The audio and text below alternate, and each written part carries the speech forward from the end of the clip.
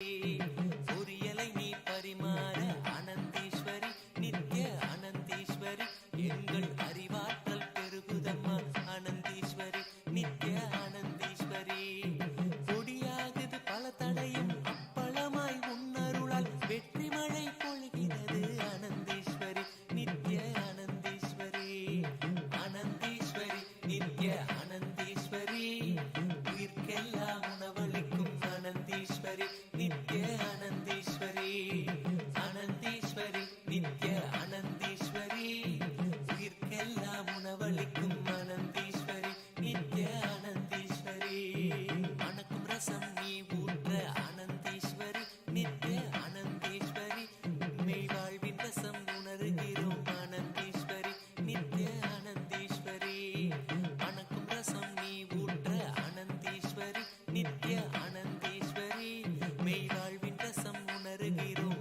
அனந்தீஸ்வரி நித்ய அனந்தீஸ்வரி பாராளும் நாயகினி மோரூற்றும் வேளையிலே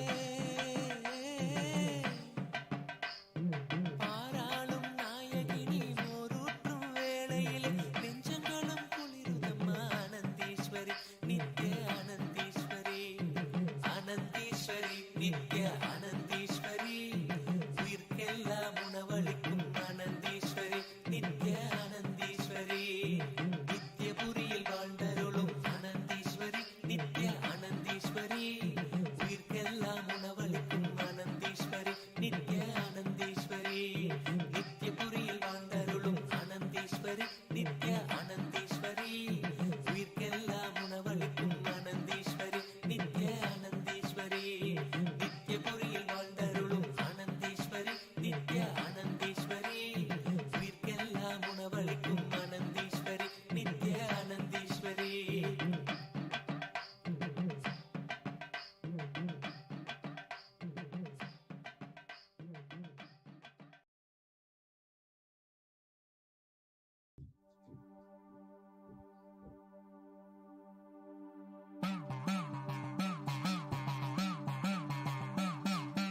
சத்தியம் காத்திடும் உத்தம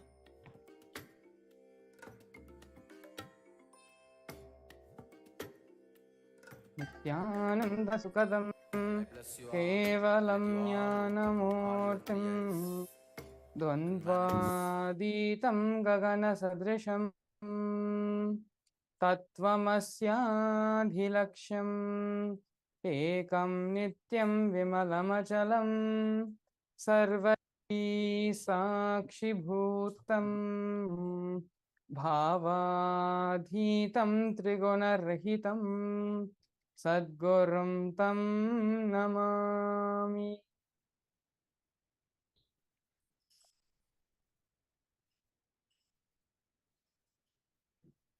Nithyananda, we welcome you all to today's segment on the Nithyananda TV. We welcome all our viewers watching us from various social media platforms, from various time zones, from various parts of the globe. Today, we are going to be going into and understanding a little more about the Bhagavad Gita. And not just in terms of the spiritual aspect, but Bhagavad Gita is the best document to be made as a part of a country's constitution. As you all may or may not be aware, the Supreme Pontiff of Hinduism, Bhagavan Sri Nithyananda Paramashivoham, has declared and has made the Bhagavad Gita as the preamble of the constitution of KAILASA. Today, we're going to be understanding in a little bit more depth of how Bhagavad Gita is the best part, how Bhagavad Gita is a much needed necessity for a part of any government structure. Let's look at Kailasa as a new country for the world today. In this journey of understanding more about the Bhagavad Gita and how Bhagavad Gita is one of the best things to be added as a part of a country's constitution. In this journey, we also have with us Sri Nitya Brahmasukhananda, who is going to be leading us through, who's going to be helping us, who's going to be taking us further through this journey and giving us really helping us understand some of the sacred and truths revealed by the Supreme Pontiff of Hinduism upon this topic and upon the Bhagavad Gita itself. Nithyananda Maharaj. Nithyananda Maharaj. Yes. So to begin with, let us first understand how a constitution is made for a country in a very basic terms. How do you decide the constitution of any country? How would you decide who the constitution declares its people are? When we attend to these questions, nations, countries, the decisions, they do their research into the history of the world and they come to certain decisions based on the history, who are their people, and what is the best method of governing these people, and how to work for the progress of the nation altogether. While all these things may be the agenda, may be some key points through which the nation's constitution is drafted, it actually really nation's constitution. Everything good or bad, every judgment which they carry, no matter how unbiased we claim them to be or how unbiased they claim themselves to be, when writing a constitution, it is the printout of one's inner space. Ultimately, it is a nation's constitution that declares the individual rights in that nation and the laws that protect those rights. We have the new country for the world today, KAILASA, established by the Supreme Pontiff of Hinduism, and which has a constitution drafted by the world's most purest and most sacred inner space, the Supreme Pontiff of Hinduism. Maharaj, maybe you can go a little bit more into depth and give us a little bit more clarity, shed some more light on how the Supreme Pontiff of Hinduism has made the Bhagavad Gita as the preamble of the constitution of Kailasa. Yes, Maharaj. See, by preamble, what do we mean? For the people who don't know what a preamble really is, for any country's constitution, there is an introduction document, something that gives the basis, the fundamental principles for the functioning of that democracy, for that country. So, the constitution of that country, which governs its people, the basic principles, the basic introduction of that constitution, the essence of that constitution is the preamble. Now, we have seen many constitutions. For example, for the United States, we've seen the American Declaration of Independence, right? The pursuit of happiness, for example, that principle comes up. So it forms, for example, the essence, the defining factor for which the whole people aspire to be, the whole society aspires to achieve the basic goal. So that, and for that, how to govern the people, how to govern the society, on what principles should the society be governed, and what constitution should be laid out for that society. The basic principle is given in the preamble for that constitution. Now, after understanding the man of today, spending countless hours with people from all walks of life, the Supreme Pontiff of Hinduism, Bhagwan Nithyananda Paramashivam, has given a clear solution for all of that, the man of today, the needs for the modern man. Because he has the experience, he has seen and worked with these people day in and day out. He knows the modern man inside out, what the problems they face, what the issues are, what kind of solutions they are really yearning for in their day-to-day life. So based on that experience, based on his compassion to really attend to their needs, to their aspirations, he has, first of all, he has created Kailasa and made Kailasa as the first nation for all Hindus, and the constitution of Kailasa, the country, the nation, the constitution itself is based on Vedas and Agamas. Now, we know that the essence of Vedas and Agamas is Bhagavad Gita. And the essence of any constitution is the preamble. So, the Supreme Pontiff has declared that the Bhagavad Gita will be the preamble for Kailasa's constitution. And of course, he brings forth the most ancient and relevant wisdom of Hinduism, gives it to all of us as the highest science for today. Seeing the needs of the common man, of the modern man, the Supreme Pontiff has brought out Kailasa as a new country for today's world and has declared the sacred Bhagavad Gita as the preamble of its constitution. The Bhagavad Gita is the essence of all the Vedas and Vedanta. All the knowledge of Hinduism's essence is taken and kept in 700 verses and delivered in the most practical way by Bhagavan Sri Krishna. These 700 verses have all the expansive truth of Hinduism included within them. No other work, documentation, or revelation of God, or Godel, as the Supreme Pontiff puts it, is able to bring one's life, the highest truths of the cosmos, in the most intimate and user-friendly way. That is the beauty of Bhagavad Gita. Even in the scripture itself says it is the Bhagavad Gita itself is regarded as an Upanishad, the essence of the Vedas.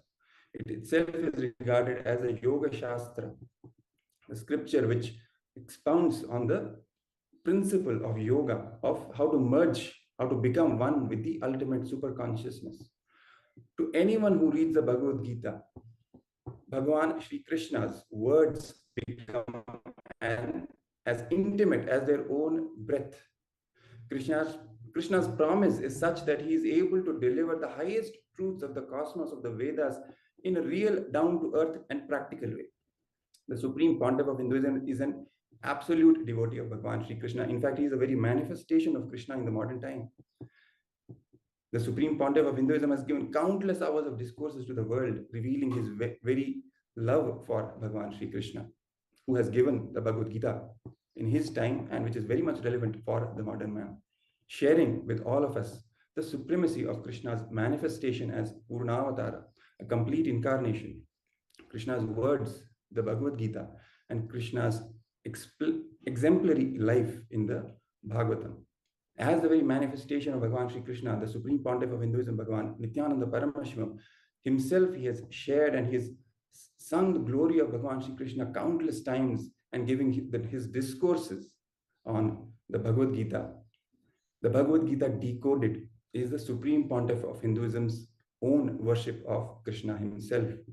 And I would invite Mangala Maharaj to expand further on the Bhagavad Gita retold by the Supreme Pontiff himself, which he has declared essentially as the preamble of Kailasa's constitution. Yes, Maharaj. Before we directly enter into that, maybe we could spend a few more words on how the Supreme Pontiff of Hinduism himself is an absolute devotee of Bhagavan Sri Krishna. How the Supreme Pontiff of Hinduism's love to Bhagavan Sri Krishna is unparalleled in so many dimensions. The Supreme Pontiff of Hinduism has given countless hours of discourses all across the world, in many, many countries, in many, many places, for many years, revealing his very love for Sri Krishna, sharing with all of us the supremacy of Krishna's manifestation as the Purnavatara. Purnavatara in Sanskrit is directly to translate from Sanskrit means a complete incarnation. Krishna's words, the Gita, and Krishna's exemplary life in the Bhagavatam. The Bhagavad Gita is the Supreme Pontiff of Hinduism's worship of Krishna himself. This work is not a mere commentary. It is a very practical manual, a user-friendly guide on how to live the truths revealed by Lord Krishna in today's world. The Supreme Pontiff of Hinduism, devotion is the highest state of Advaita, oneness with Lord Sri Krishna. From the space of oneness, of that very ultimate consciousness, he speaks about the truths in the Bhagavad Gita. His own words emanate from the state of Parabrahma Krishna. Hence, the Bhagavad Gita is the best version of the Bhagavad Gita decoded, is the best version of Bhagavad Gita in the English language today.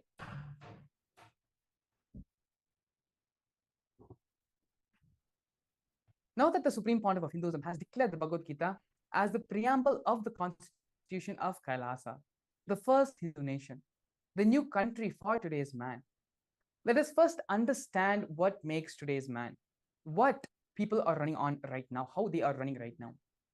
Today's man, in contrast to the man back in the 1700s, who sought for a free market economy.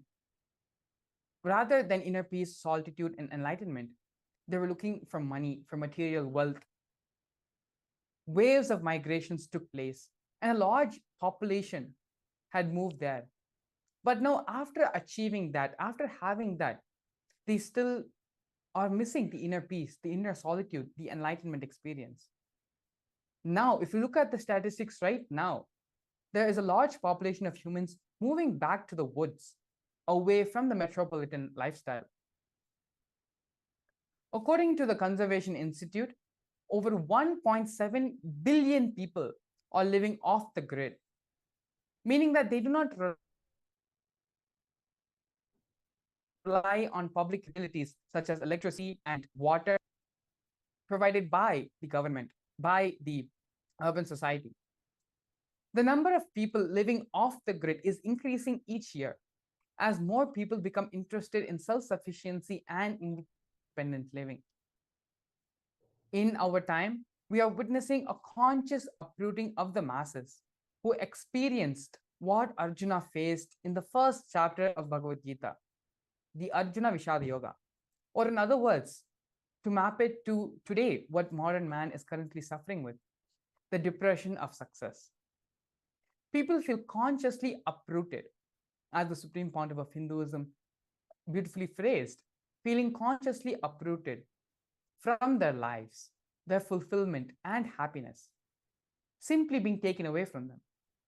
They have everything, surrounded by all luxuries, all possible luxuries which a man can afford, a man can have, and a man can live with, but still yet remained unfulfilled. A 2015 study by the University of California in mental health concerns than the general population.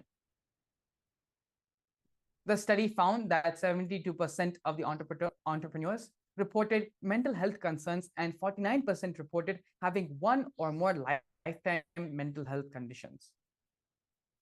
These results were significantly higher than that of non-entrepreneurs comparison group. Another study published by the journal The Leadership Quarterly in the year 2017 found that CEOs may be depressed at more than double the rate of the general public. We are seeing a mass of people who are having their rights taken away.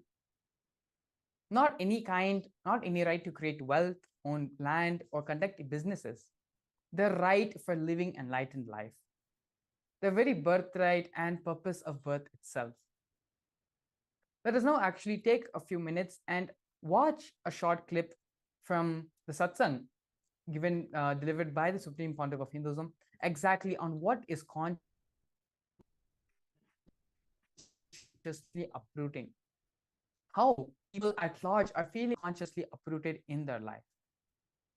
It's going to be a short few minute clip. Hinduism himself is defining exactly what is conscious uprooting. Please stay tuned. We'll be back with you shortly with the Supreme Pontiff of Hinduism explaining and giving the context, the right understanding about what is conscious uprooting.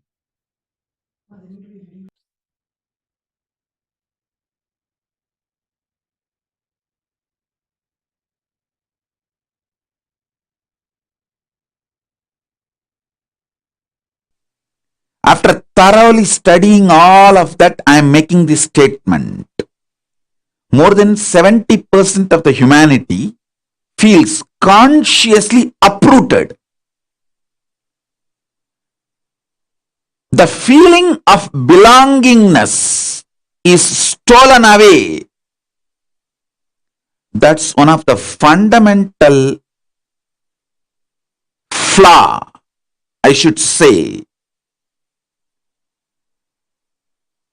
The fundamental right to all human beings is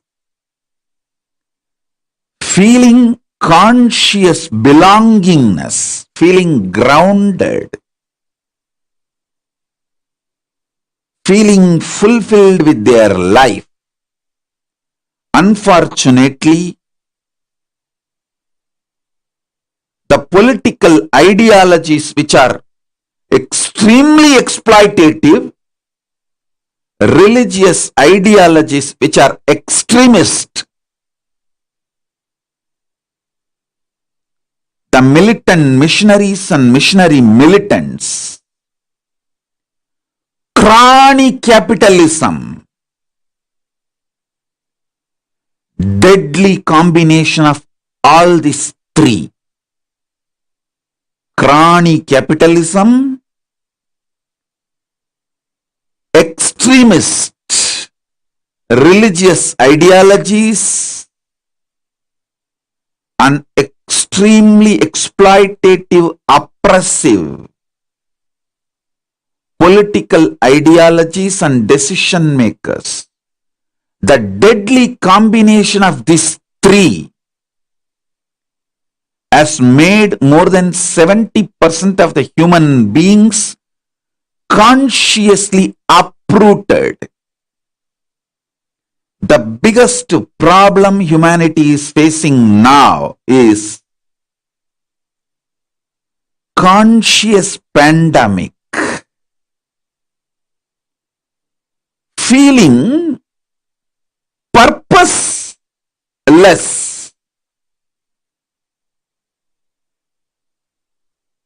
The definition of life is not convincing, satisfying. Please understand, 50% of the middle class people are dropping from regular jobs. Regular jobs are not going to be any more normal lifestyle. The new normal is not going to have a regular clerical, industrial, working population. This is one of the major revolution happening all over the world. Nobody is waking up to it. And 20% of the population just want to move away from the grid. Not just from job. They just don't want the human civilization. They are moving into the forests, remote villages. They don't want all the comforts, luxuries the modern day civilization is providing, because they feel it's a too costly exchange.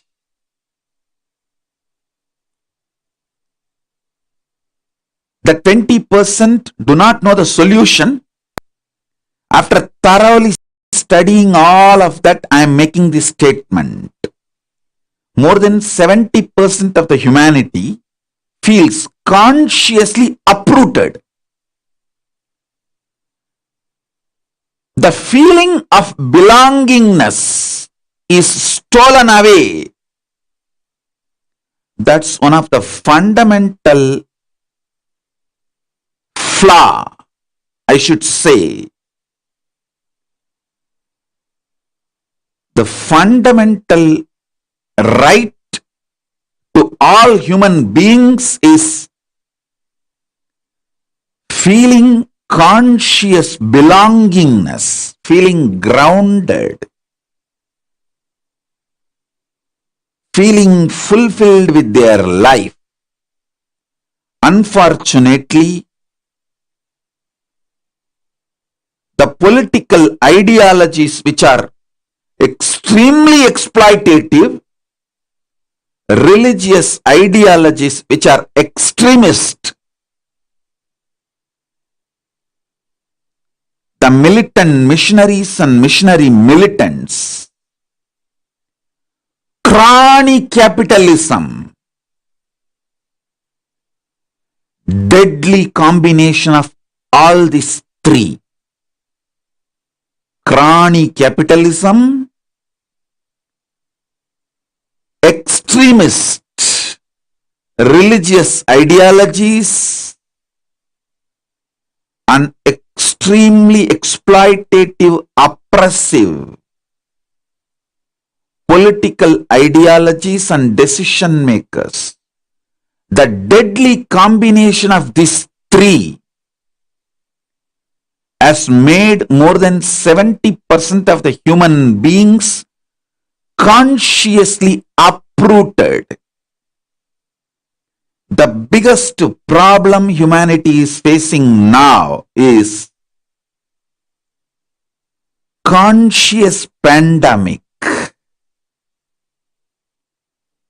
Feeling purposeless.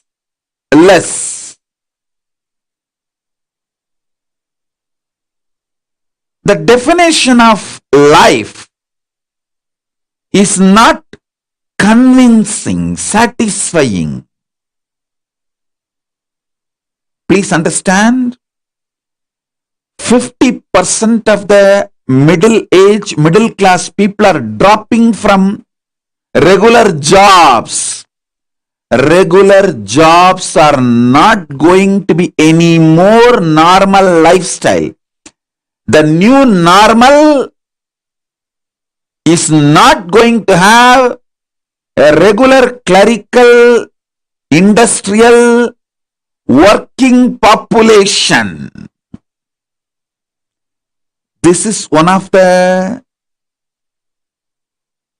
major revolution happening all over the world. Nobody is waking up to it. And 20% of the population just want to move away from the grid. Not just from job. They just don't want the human civilization. They are moving into the forests, remote villages. They don't want all the comforts, luxuries the modern day civilization is providing, because they feel it's a too costly exchange.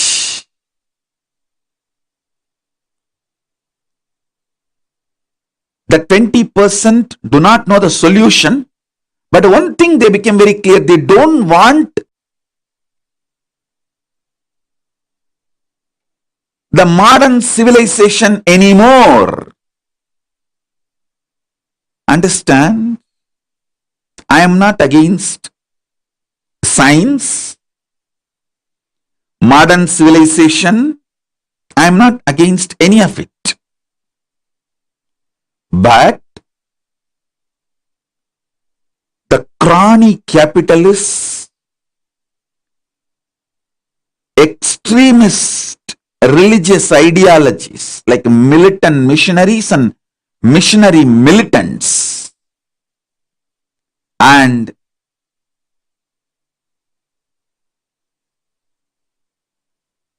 absolute oppressive, sadist, autocratic, power-hungry political decision makers, deadly combination of these three is making people lose their roots. This Paramashivoham is like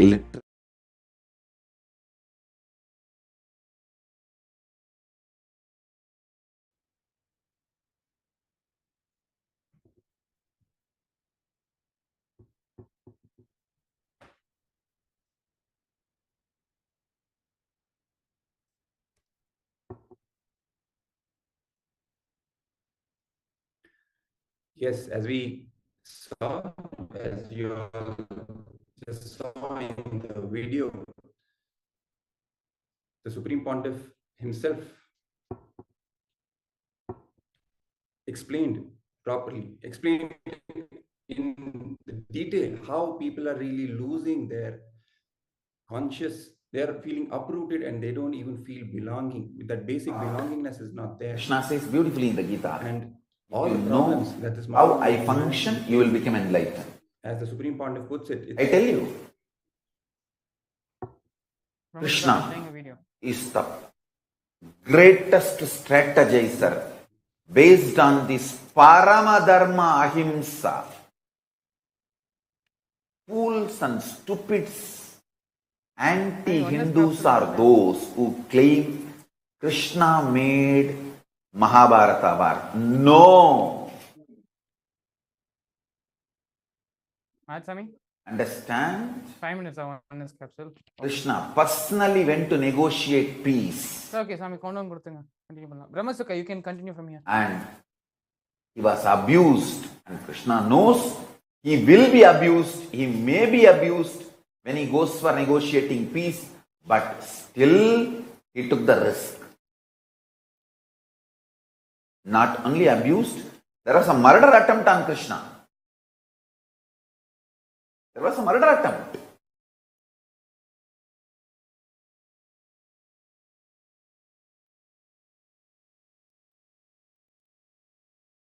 Krishna followed all the rules of an ambassador. Means coming without any protection, weapon, without any security guard, army, nothing. Just Nirayudabani, he came. And these bloody Gaurava fellows and Duryodhana, due to his extreme delusion, he orders Krishna's arrest. And then the whole earth shakes. And Bhumadevi kicked him out of his throne. He was thrown out of his throne. THROWN.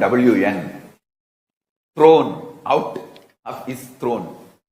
THRONE.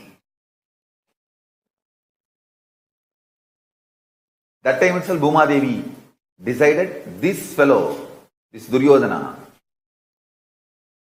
should not win in the war. See, arresting Krishna, not only not right as per the country law, it's atrocious as per even the cosmic law. Both the way. And originally Hindu kingdoms are supposed to run by cosmic law. It is cosmic law which runs the Hindu countries. Cosmic law itself is adopted as a country's law. That's why the constitutions are drawn. I'm telling you guys. When I read more and more the Hindu constitutions and Hindu criminal procedure codes, what a civilization. I'm just every day falling in love with Manu, Bharadwaja, Yajnavalkya.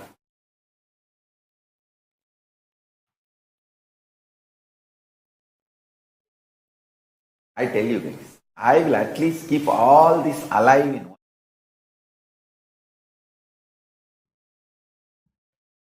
Yes.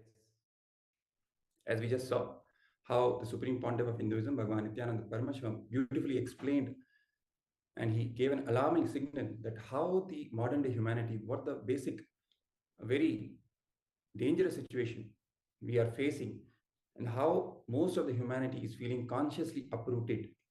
They don't have a feeling of belongingness. They don't feel they really belong on this planet.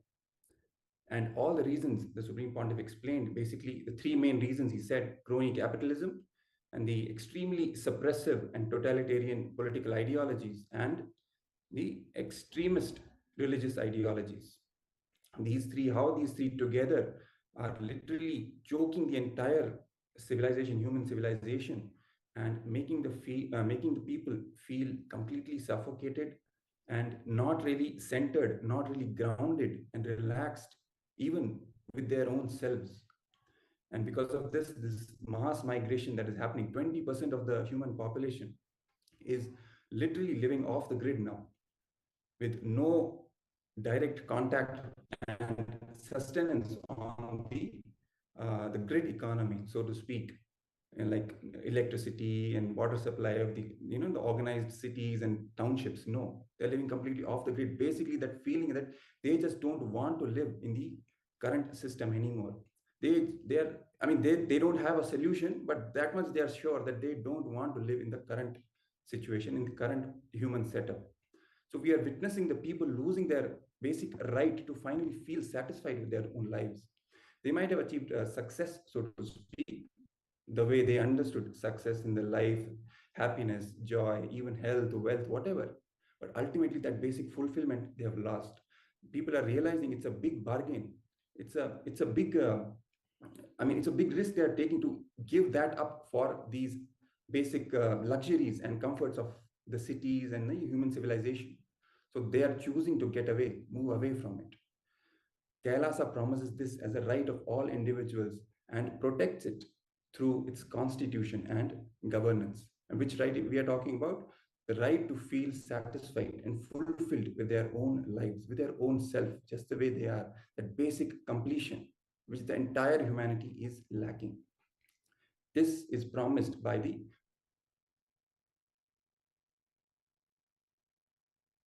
constitution of Kailasa, whose essence, the preamble, is the Bhagavad Gita as the supreme key. And Bhagavad Gita, which is the essence of Vedas and Agamas, which is the basic, the fundamental science of completion, which it teaches to humanity and initiates the humans and into living day by day, day to day in their lives and experiencing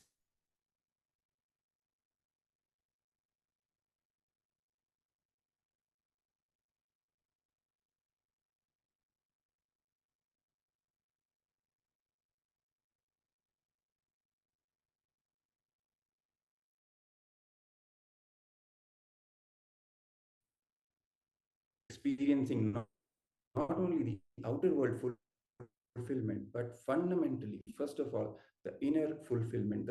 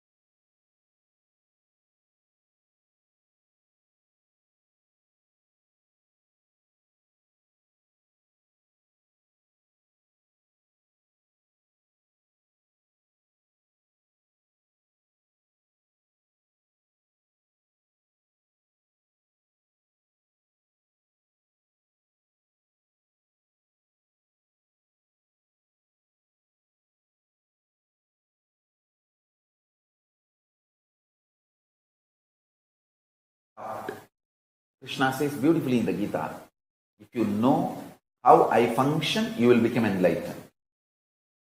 I tell you, Krishna is the greatest strategizer based on this Paramadharma Ahimsa. Fools and stupids, anti-Hindus are those who claim Krishna made Mahabharata war. No! Understand?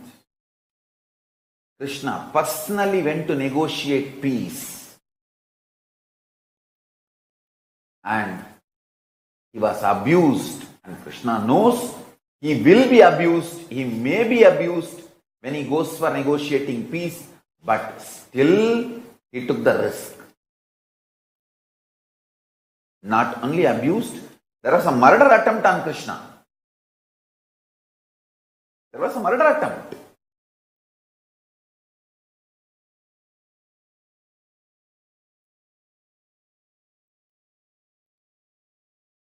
Krishna followed all the rules of an ambassador. Means coming without any protection, weapon, without any security guard, army, nothing. Just Nirayudhabani, he came.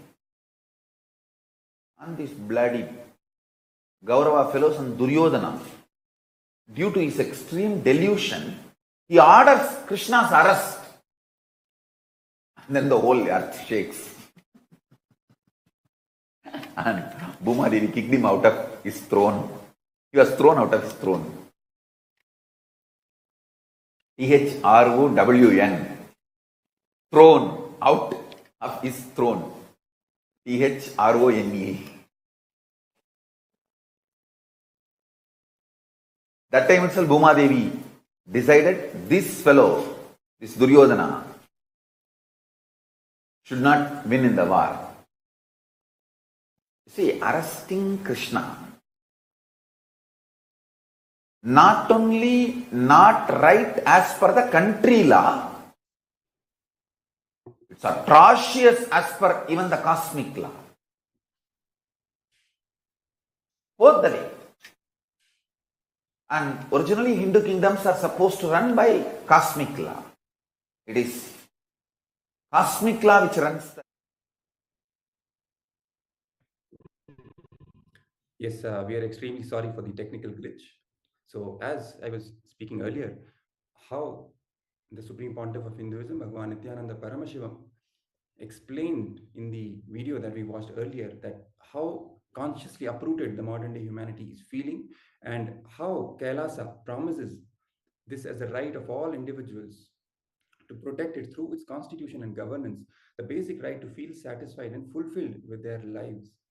The dreams of those days, for example, the dream of El Dorado, the gold, wealth, and property, prosperity, basic things have been fulfilled now. Most of the humanity is living a pretty comfortable life, having access to basic, food, comforts, wealth, job, security, everything is there, but the basic fulfillment is not there. They're still aspiring something more. Fundamental fulfillment of life, to just feel fulfilled in life, that is not there. They're feeling completely as if they don't even belong here. Running for this goal or that goal, it is not giving them that sense of purpose and that sense of inner fulfillment anymore. The dream is completion, to finally be settled with the city of gold that we actually created in our inner space. This comes from an inner healing from the greeds and fears originating from previous dreams. In Kailasa, this city of gold, so to speak, is the basic requirement, the inner fulfillment, completion, building the golden temple in our inner space. The Bhagavad Gita decoded secures these higher rights, the divine rights of individuals. Bhagavad Gita decoded is the retelling of the Bhagavad Gita in the words of the Supreme Pontiff of Hinduism, Bhagavan Nithyananda Paramashivam himself, for the modern man, speaking into the listening of the modern man, the problems that he is facing and the solutions that the modern man is really yearning for. The Sankhya Yoga, the second chapter of Bhagavad Gita decoded, is literally the Bill of Rights of our sacred constitution. It declares you are God and declares your conscious sovereignty. Now, what is this conscious sovereignty? Before we explain, let us watch another video from the Supreme Pontiff of Hinduism explaining, and when he is defining what is this conscious sovereignty that Kailasa's constitution and the preamble is really standing for.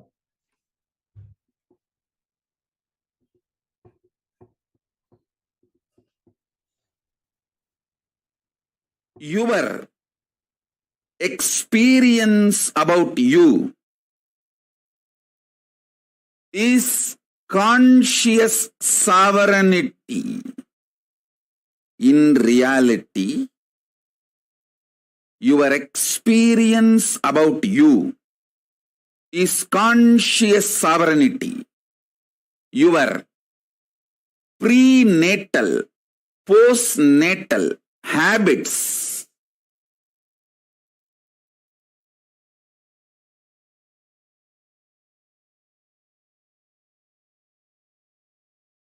listen intensely.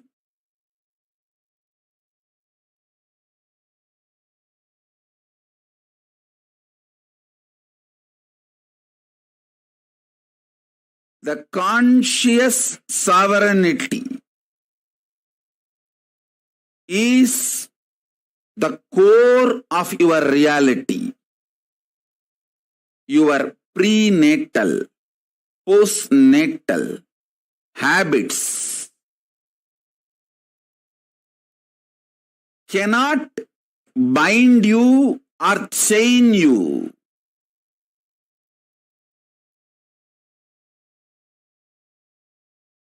Habits are called karmas. Postnatal habits are called patterns. Both together can be called as mind. Mind which chains you, binds you with your prenatal, postnatal patterns, habits, attitudes, karmas cannot bind you in reality. Listen.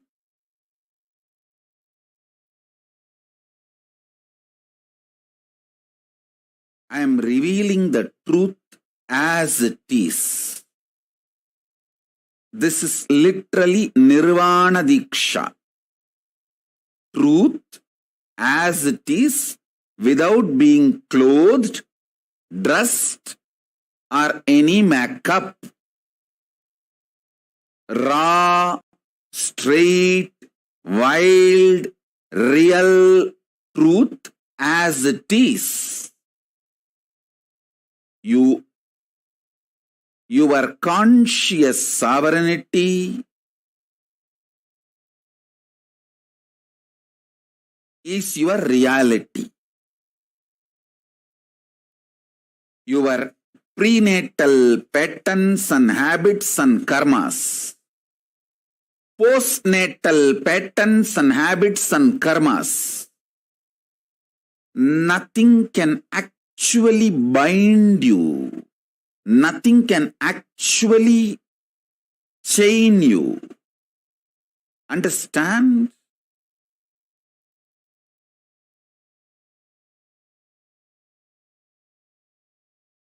Your death is an illusion.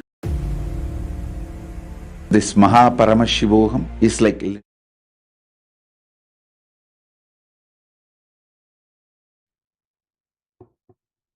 Yes, Nithyananda, beautifully, this point of Hinduism has defined conscious sovereignty for all of us. Exactly what is conscious sovereignty? Understanding that our conscious sovereignty is our natural state, our natural birthright, where we are not bounded by the outer world. For the mass of migrations today, of those who have been consciously uprooted, and all those who seek the higher science of Hinduism, Kailasa's constitution protects their rights to be fulfilled, to be God, to be Paramashiva. Kailasa's constitution is a document to heal the wounds, the nightmares of fulfilling your dreams. Kailasa's constitution promises to make your dreams into reality and ultimately help you realize reality itself is a dream. Let us now take a few moments and enter into a small process. Take a few moments now and look into your lives and see where all you have experienced conscious uprooting. Whether it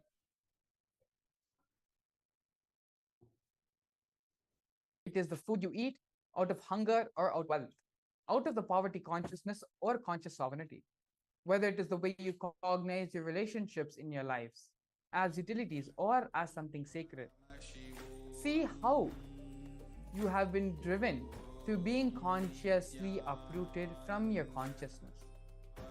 So far, you have come from owning the whole universe as your responsibility.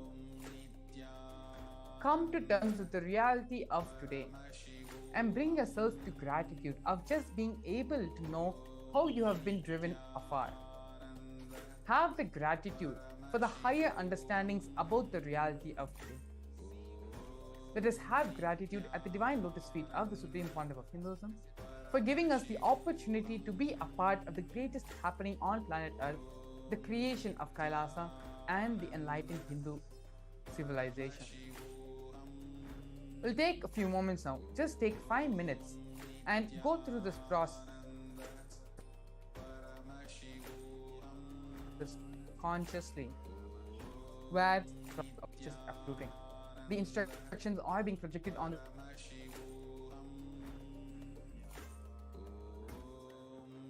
Nithyananda Paramashivoham Om Nithyananda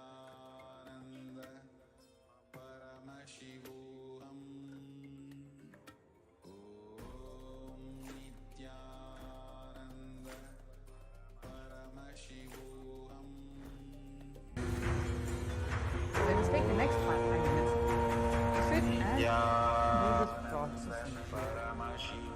identifying the various places in our life where we have experienced conscious suffering. The instructions are being projected on the screen, and there's also going to be a very light Mahavakya music going to be played in the background. Yes, let us now enter into the process of identifying in the various places in our life where we have experienced consciously being feeling uplifted.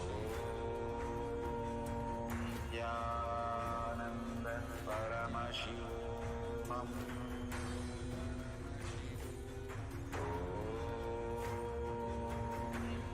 Nithyananda Paramashivoham.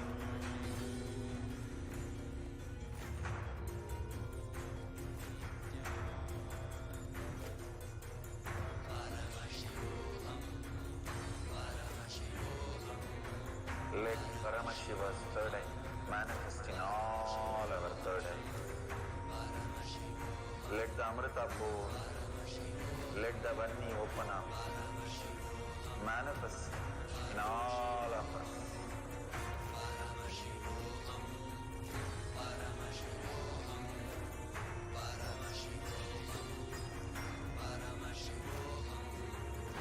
Let Paramashivam overflow, manifest the powers in all our third eye.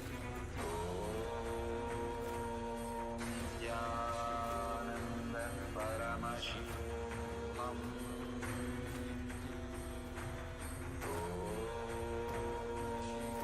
Nithyananda Paramashivoham.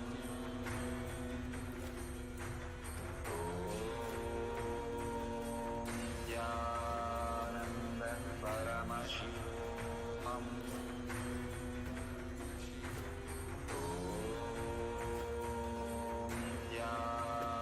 Nithyananda Paramashivoham.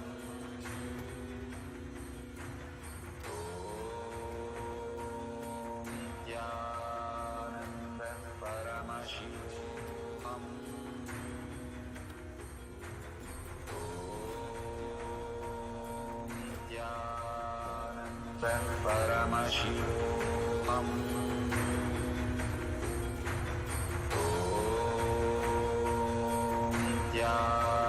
Nithyananda Paramashivoham. Nithyananda Paramashivoham.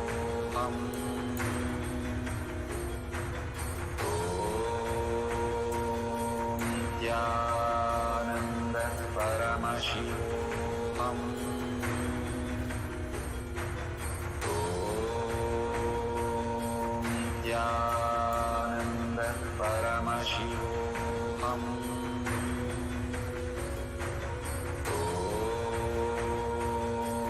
Nithyananda Paramashivoham.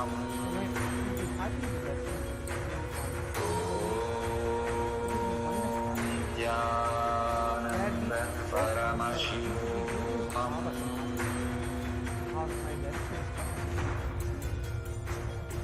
Where we mirror his neurons, mirror his discipline during those Let Paramashiva's third eye manifest in all our third eyes. and then the next section of this program, Let the Amrita pour, let the Vani open up. having the experience of oneness with the oneness capsule video, which is going to be played now. And following that, we are going to be having the power manifestation session, manifesting all the processes, the completion, the conscious realities which you want to take now, manifesting all of that into reality. Yes, please stay tuned. Continue doing the process as we now get ready to watch the oneness capsule, to come to the space of Paramadvaita, come to the space of oneness with the Supreme Pontiff of Hinduism, to enter into the next segment of today's program, which is the power manifestation. Please stay tuned. We'll be back with you very shortly. Thank you. Nithyananda.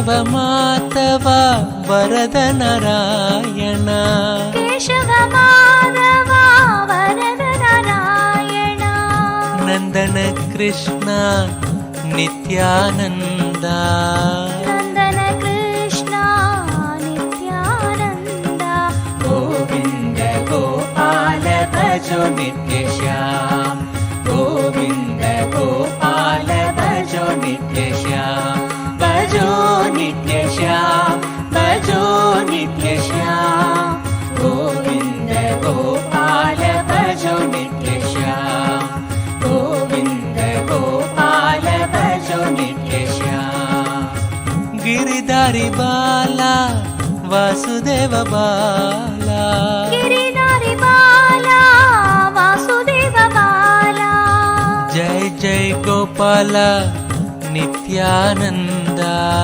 ಜಯ ಜಯ ಗೋಪಾಲ ನಿತ್ಯಾನಂದ ಗೋವಿಂದ ಗೋಪಾಲ ಭಜೋ ನಿತ್ಯ ಶ್ಯಾಮ ಗೋವಿಂದ ಗೋಪಾಲ ಭಜೋ ನಿತ್ಯ ಶ್ಯಾಮ ಭಜೋ ನಿತ್ಯ ಶ್ಯಾಮ ಭಜೋ ನಿತ್ಯ ಶ್ಯಾಮ ಗೋವಿಂದ ಗೋಪಾಲ ಭಜೋ ನಿತ್ಯ ಶ್ಯಾಮ ಗೋವಿಂದ ಗೋಪಾಲ ಭಜೋ ನಿತ್ಯ ಶ್ಯಾಮ ಅಚ್ಯುತ ಕೇಶವ ಹರಿನಾರಾಯಣ ಅಚ್ಯುತ ಕೇಶವ ಹರಿನಾರಾಯಣ ಮುರಳಿ ಮನೋಗರ ನಿತ್ಯಾನಂದ ಮುರಳಿ ಮನೋಗರ ನಿತ್ಯಾನಂದ ಗೋವಿಂದ ಗೋಪಾಲ ಭಜೋ ನಿತ್ಯ ಶ್ಯಾಮ ಗೋವಿಂದ ಗೋಪಾಲ ಭಜೋ ನಿತ್ಯ Shyama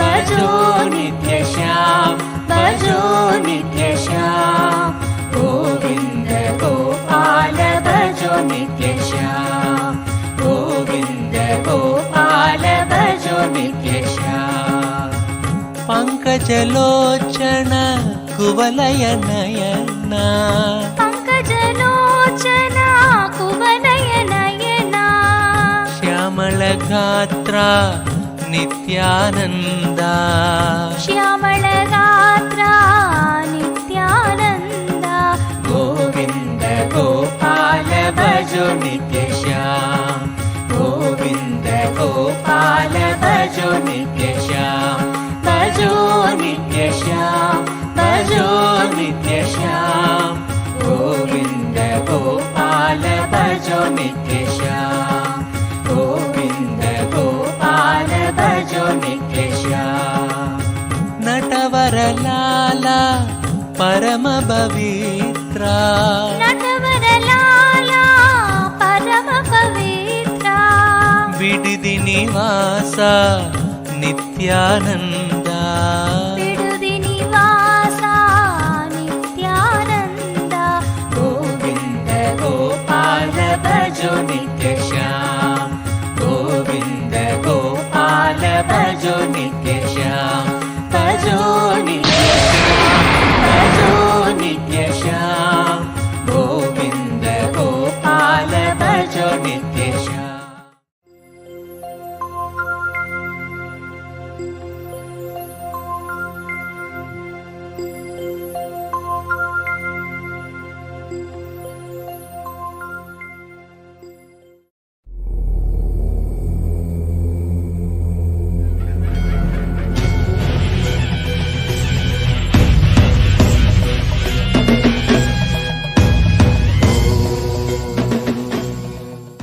Okay, my second question was there was this story about Krishna that I never got. So it was like these two girls, or this one girl was bathing, and like he took away their clothes and ran Not away. one, some 200.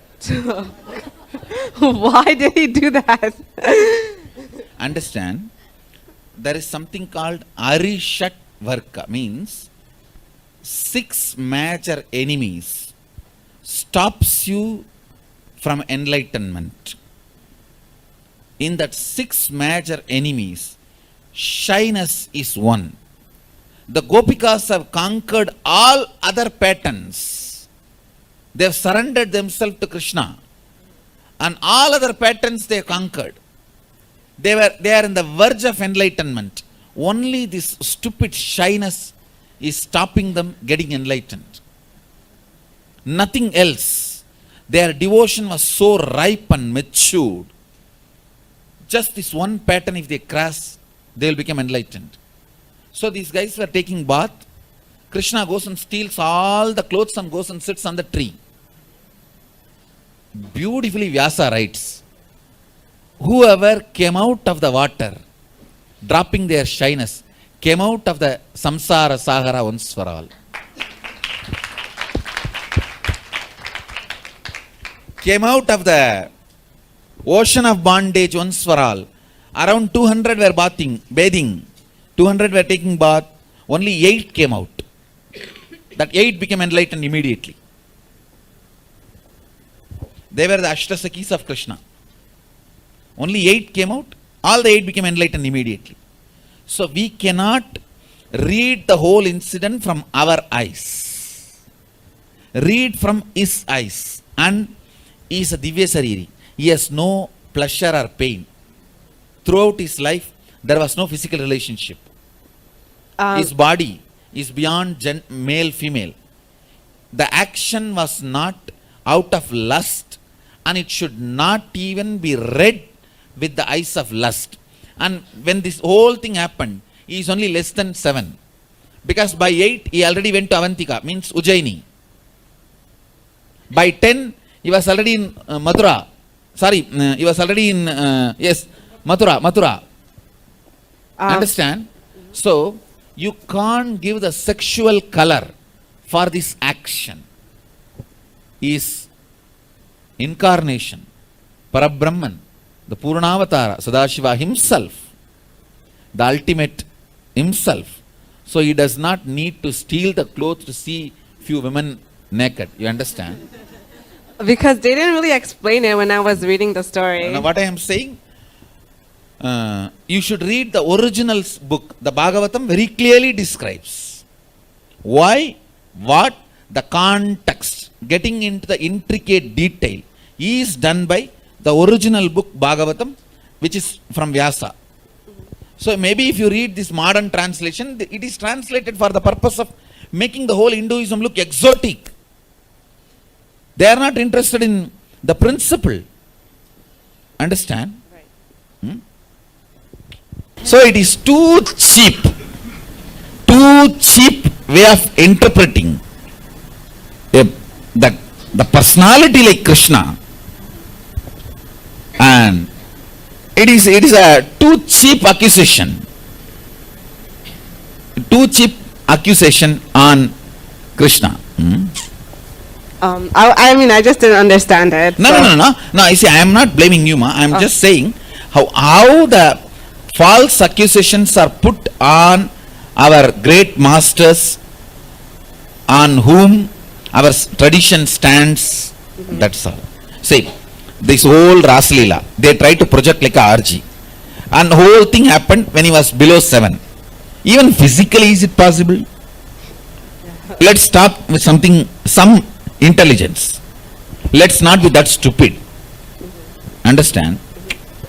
So it's a beautiful sharing of space, has nothing to do with the lust or sexual act.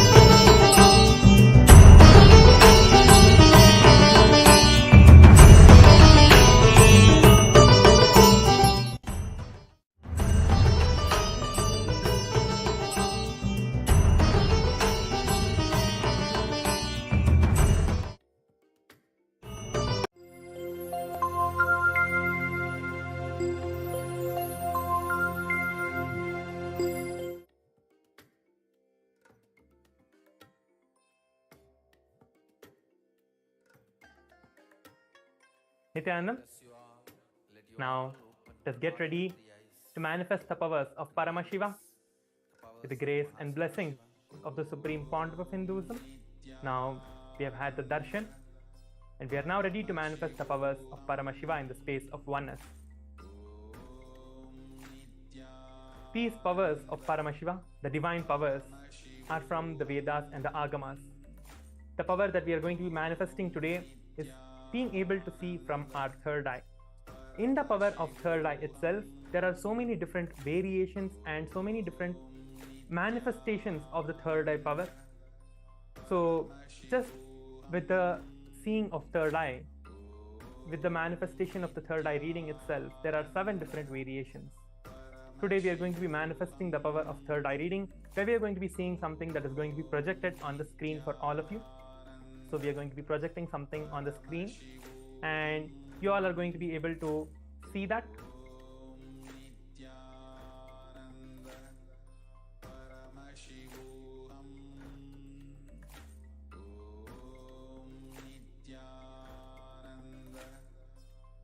So in Hinduism, there are 4 methods of teaching.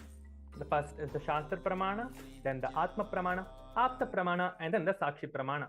The first, the Shastra Pramana, is the revelation by Paramashiva himself through the Vedas and the Agamas.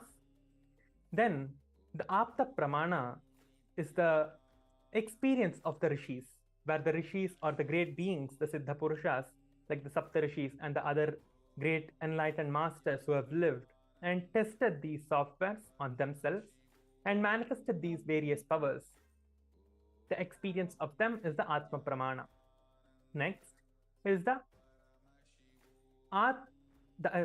experience of them is the Apta Pramana.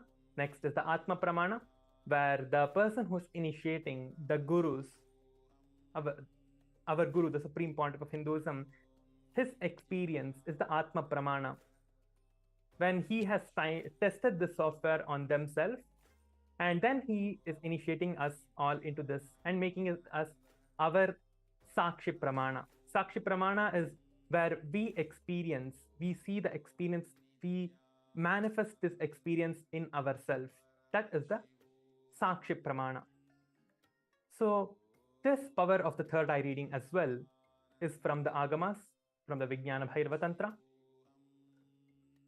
These powers can be manifested just with having simple integrity and listening to what Swamiji, the Guru, the Supreme Pontiff of Hinduism, is telling us.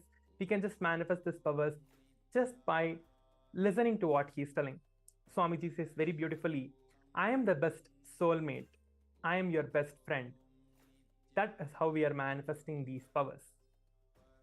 Swamiji says in his own words,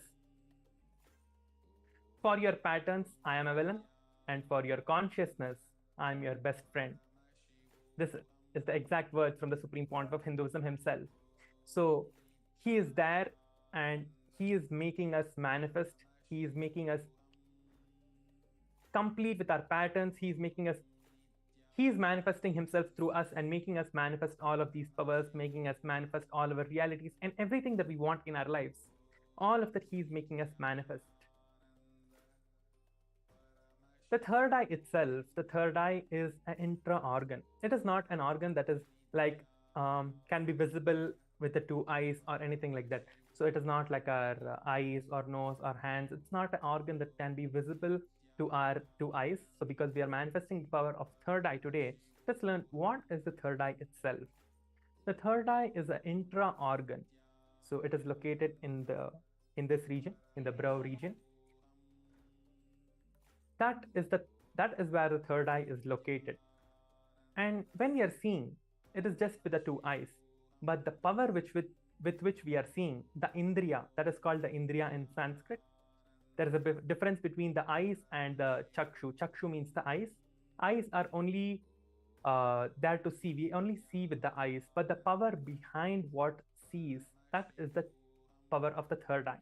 That is the third eye which is manifesting that power and making us see. That is the chakshu, which is manifesting the power of seeing. So now let us get ready for the power manifestation of the third eye. So now we know what the third eye is, and also we know that the third eye is the pineal gland. The pineal gland which is there in our brain, that is like a physical representation of the third eye in our body. It is not exactly understood in the right way, but the pineal gland is where our third eye is located, in the same region. So the Supreme Pontiff of Hinduism, with the grace and blessings of the Supreme Pontiff of Hinduism, now we have all been initiated into these powers of the power manifestation. And through the darshan of the oneness capsule, we are now ready to manifest the powers of Paramashiva. So now let us see what we are going to be manifesting today. So now you can sit in any place that you want to. You can sit in a comfortable position. If you have the Jnananjana, you can use the Jnananjana to apply on your third eye. And also get the eye band for yourself. Any cloth to tie, just tie your eyes. Make sure that there is no light entering into your eyes, into the two eyes.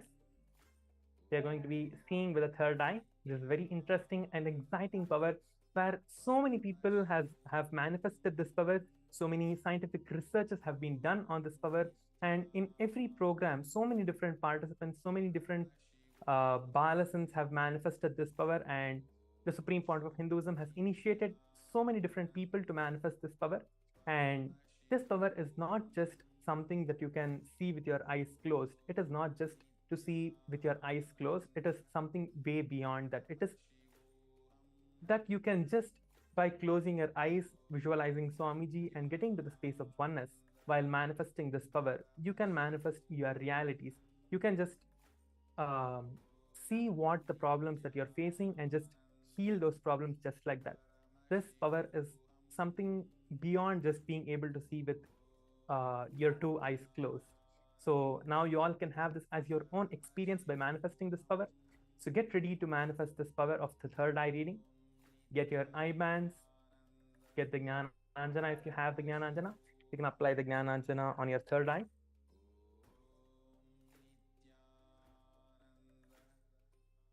Be seated in front of the screens anywhere that you are comfortable. If you are comfortable to sit on the ground, then you can sit in Padmasana if you can. If you cannot sit in Padmasana also, it's fine. You can sit in any comfortable position that you want to sit in. And get ready to manifest Swamiji himself through your body and manifest the powers of Paramashiva.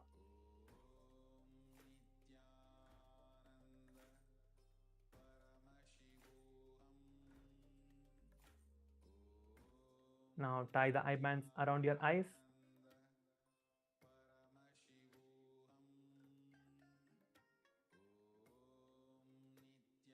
We are going to be manifesting 2 rounds of this power today, of the power of the third eye reading.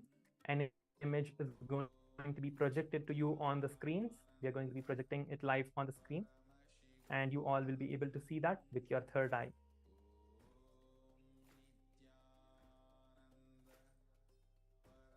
Each round that we are going to be manifesting, we are going to be doing it for 2 rounds. I'm just waiting for everyone to quickly tie their eyes.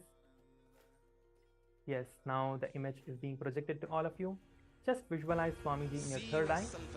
25-headed, 50-handed Paramashiva as eternally 16 youthful. Chant the Mahavakya intensely. Literally your entire body should vibrate with the Only Mahavakya. he exists. Anything else is delusion. Now, sit straight. We'll enter into the process. Nithyananda Paramashivoham.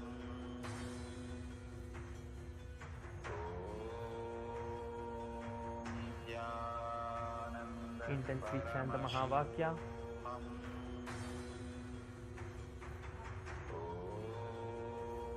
Continuously visualize the Supreme Pontiff of Hinduism.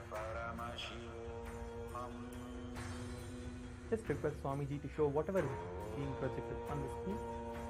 Just request Swamiji, please show me whatever is being projected through the third eye. Now all of you will be able to see this and manifest the power of the third eye reading, where you're going to be manifesting Swamiji himself, the Supreme Pontiff of Hinduism himself, through your body. Nithyananda Paramashivoham.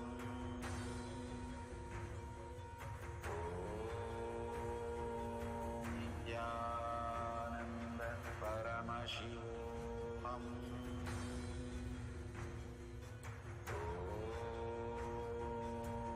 Nithyananda Paramashivoham.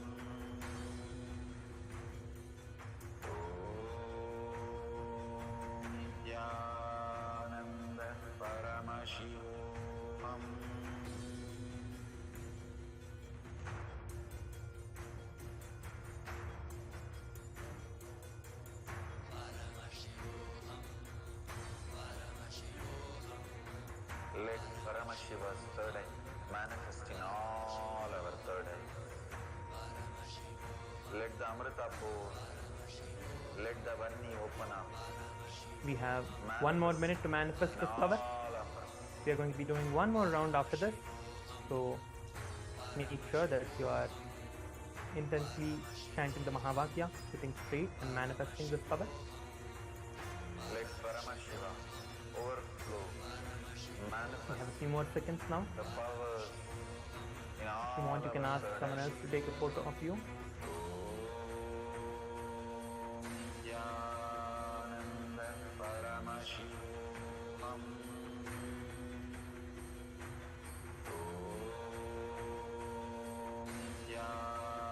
Nithyananda Paramashivoham.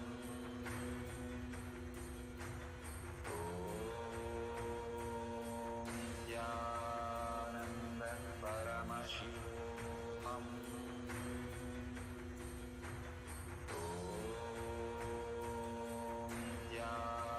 Nithyananda Paramashivoham.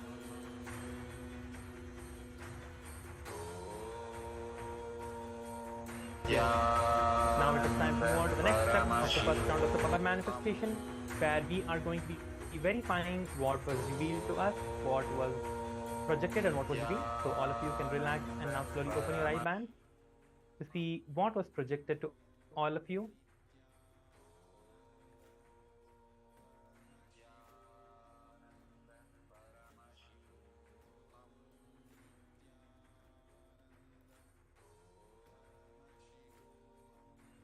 Yes, now this is the image of the Supreme Pontiff of Hinduism gracing and blessing all of us in the Krishna Bhava Samadhi Darshan. And the Supreme Pontiff of Hinduism is holding a flute in his hand. The flute is having a peacock feather, and the background is having a deity, which is in golden color. The peacock feather is in which studded with gems, and the flute is in also golden color. And also you can see the beautiful hand of the Supreme Pontiff of Hinduism.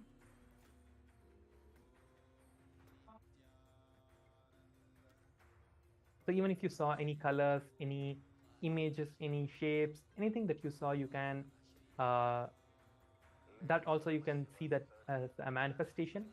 Even a few colors that you saw, even if you saw any colors, or if you saw any shapes, or if you saw a hand of the Supreme Pontiff of Hinduism, when that is a manifestation, you do not have to think that, oh, I did not see this, I did not see that. Do not think that you did not see something. But even if you saw a small color, that is the starting of the manifestation happening inside you.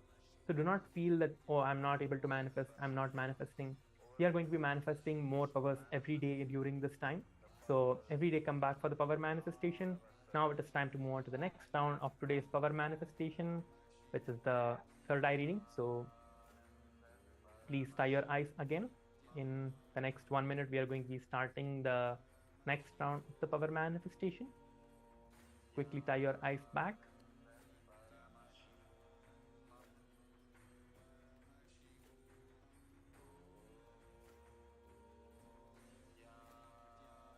Quickly tie your eyes.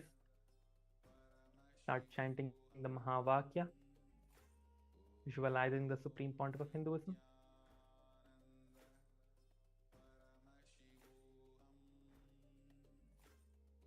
I'm waiting for everyone to tie their eyes. You'll be projecting the image in a few moments. Paramashivoham.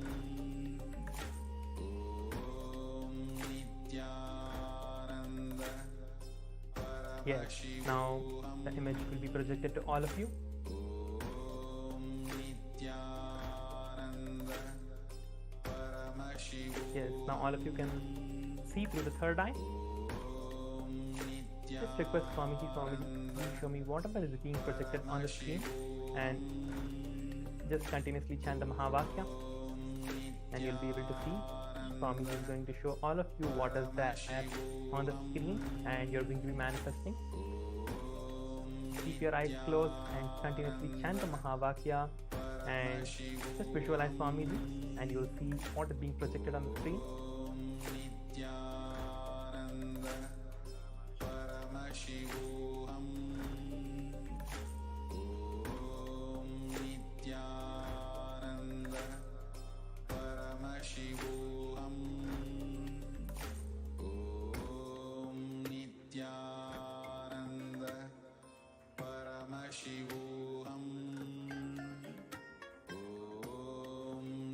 We have 1 more minute to continuously chant the Mahavakya intensely. Visualize Swamiji and see what is being projected. Paramashivoham. Om Nithyananda. Paramashivoham. Om Nithyananda.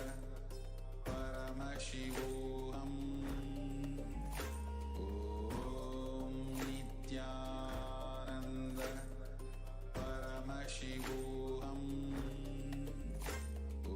Om Nithyananda. Paramashivoham. If you want, you can ask someone else to take a photo of you so that you can post it on social media. Or once you open your eyes, you can also take a photo of that. We are still having a few more seconds for this round. So quickly take photos if you want to while you are manifesting. Nithyananda. Paramashivoham. Om Nithyananda. Paramashivoham. Om Nithyananda. Paramashivoham. Om Nithyananda. Paramashivoham. Om Nithyananda. Yes, now it is time to move on to the next step of the power manifestation, where we are going to be verifying the manifestation that has happened. You're going to be verifying it with what was projected and what was revealed to you. So now all of you can relax and open your eyes and see what was projected to all of you. So the image that is being projected to all of you is the turban of the Supreme Pontiff of Hinduism, gracing us all in the Bhava Samadhi Darshan of Krishna. This is the Krishna Bhava Samadhi Darshan image of the Supreme Pontiff of Hinduism, the turban of the Supreme Pontiff of Hinduism. So you can see that it has so many peacock feathers and so many like kind of brooch, and also the Paramashiva you can see in the background. You can see Paramashiva, the Murti of Paramashiva at the back. Like the background color is mostly in golden color, and the peacock feathers are in blue and kind of green shade also. So any shape, any color, any even if you saw that and found out that it was turban, because it's only projected in an angle, so even if you have seen the whole image, you might not be able to make out that it is a turban. But yes, it is a turban, and if you made out it is a turban, that's amazing. But even if you saw the whole thing and you were not able to make out that it was a turban, it's okay, because the moment you look at it, you won't know that it is a turban.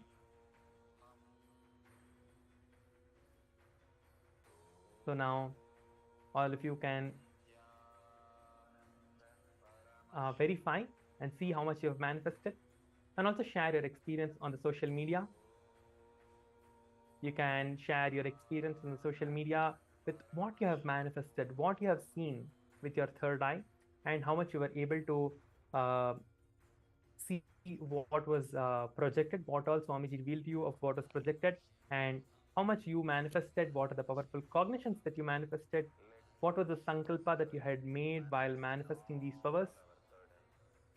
You can see all of that. You can share all of that on the social media and share the powerful cognitions that you manifested while doing the power manifestation today.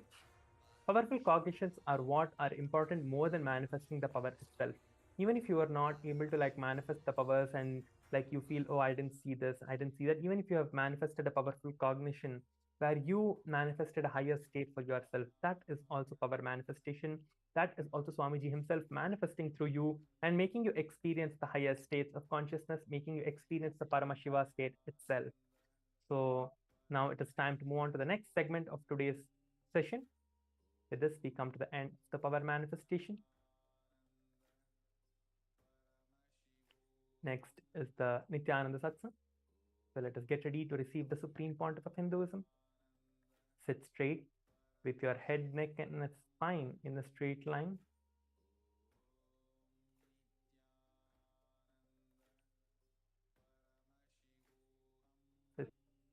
straight with your head, neck, and spine in a straight line, in the space of complete listening and the space of oneness.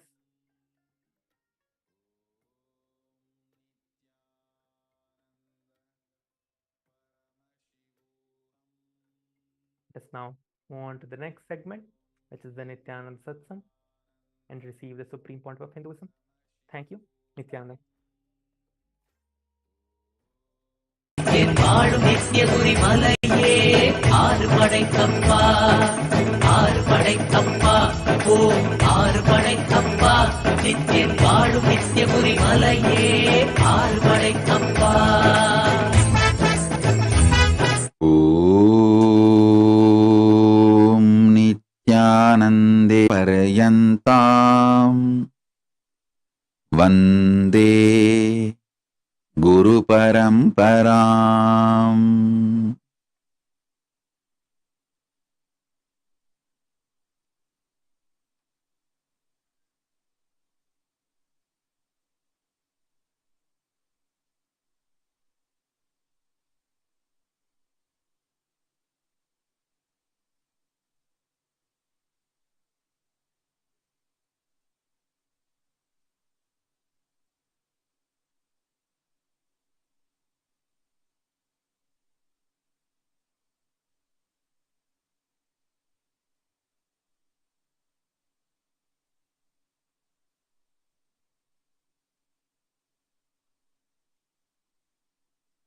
I welcome you all with my love and respect. I welcome all the dignitaries, very important, yes, statesmen from the various countries, representatives of the various countries for this grand global conclave of an ancient traditional celebration of unity and peace and courage, Thaipusam with Sri KAILASA, uniting nations for indigenous traditions and tribes. We are honored to have Mr. Anthony Kiwonka, Department Minister, representative of Liberia. Thank you for being here. We are honored to have you here, Minister Mr. Anthony Kiwonka from Liberia. Honorable Solomon George, member of House of Representatives representing Liberia. Mayor Peter Kezola representing Uganda. Honorable Deng Jesus Mading, Parliament member representing Jangle and chairperson of South Sudan Young Parliamentarian Caucus, South Sudan. I welcome you. We are honored by your presence. Mr. R.N. Hawker, Director of Migration Investments, representative of Turkey.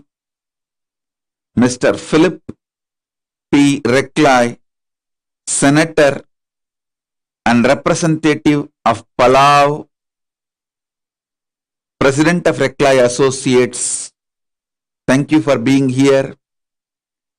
Haji Sainul Sarafat, President of Anjuman Zunatul Jamaat Association, representative of Trinidad and Tobago. Right Reverend Dr. Joseph, head of the Lutheran Church Malawi. Datuk Dr. Logabalan Mohan, Deputy Minister of Federal Territories representing Malaysia, Mr. Gurpreet Singh, President of Punjab Organization representing Malaysia, and there's a long list of guests who are here. I sincerely thank every one of you for being here. We are honored by your presence of Kailasa, Vidyeshwaras, Ganeshwaras, Lokeshwaras, Astreshwaras. I welcome all of you with my love and respects. We are honored by all of you.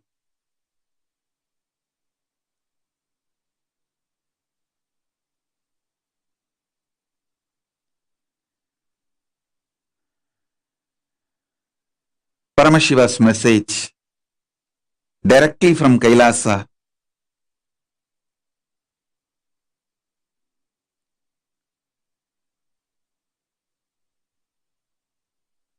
On this auspicious occasion, celebration, global conclave of an ancient traditional celebration of unity and peace and courage, Thaipusam, organized by Kailasa, Uniting Nations for Indigenous Traditions and Tribes. Message from Paramashiva directly is, let us strengthen the grassroots of our conscious lifestyle to live consciously successful life on planet Earth. Please understand, the worst crisis humanity is going through is the largest population ever on the planet Earth feels uprooted. Please understand, never ever world faced this conscious pandemic. I'm not talking about corona. I am talking about largest population, more than 70% of the human population feels they are uprooted. They have no roots. Consciously feel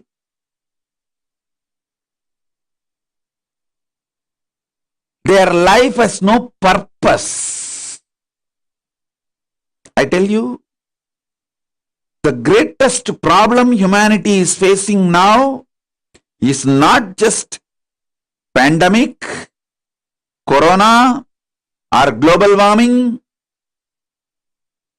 All this we can handle too easily if we are consciously strong.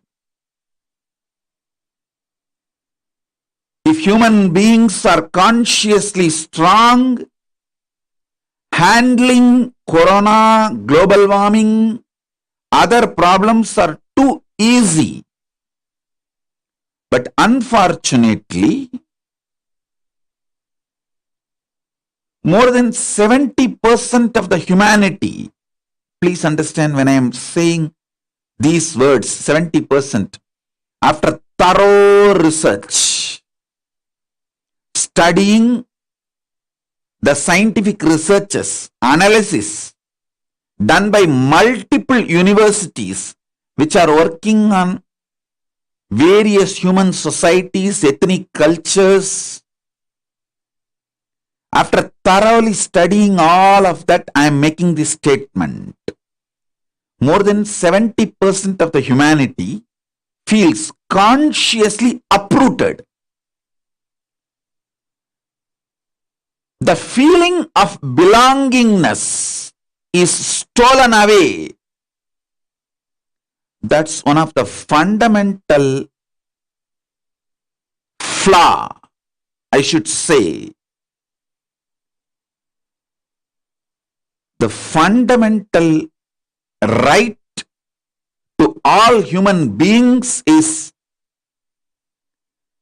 feeling conscious belongingness, feeling grounded, feeling fulfilled with their life. Unfortunately, the political ideologies which are extremely exploitative, religious ideologies which are extremist, the militant missionaries and missionary militants, crony capitalism, deadly combination of all these three. Crony capitalism,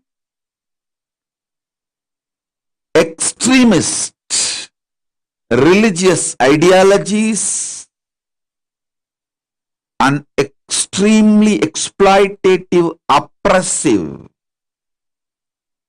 political ideologies and decision makers. The deadly combination of these three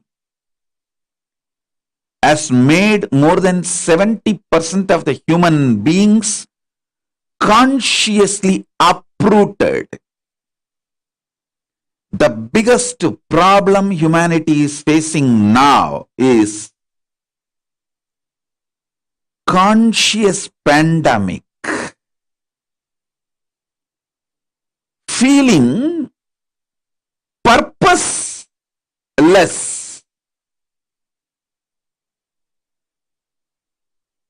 The definition of life is not convincing, satisfying. Please understand, 50% of the middle class people are dropping from regular jobs. Regular jobs are not going to be any more normal lifestyle. The new normal is not going to have a regular clerical, industrial, working population. This is one of the major revolution happening all over the world. Nobody is waking up to it. And 20% of the population just want to move away from the grid. Not just from job. They just don't want the human civilization. They are moving into the forests, remote villages. They don't want all the comforts, luxuries the modern day civilization is providing, because they feel it's a too costly exchange.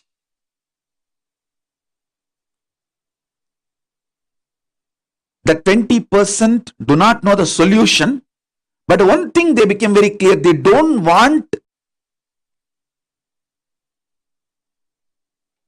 the modern civilization anymore. Understand? I am not against science, modern civilization. I am not against any of it. But the crony capitalists, extremist religious ideologies like militant missionaries and missionary militants, and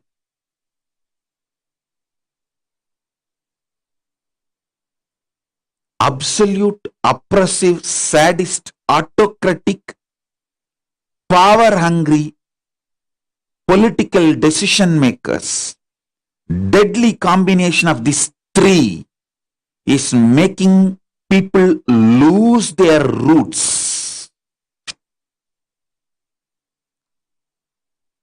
I call this as a conscious pandemic, which is more serious problem than global warming or corona, the global pandemic which we are going through. Please understand. This conscious pandemic of feeling uprooted, feeling displaced, is imploding human society from inside. No amount of painkillers, depression medications, psychiatric drugs is going to help these root problems of humanity. No amount of addiction, illegal drugs is going to help the humanity to find solution.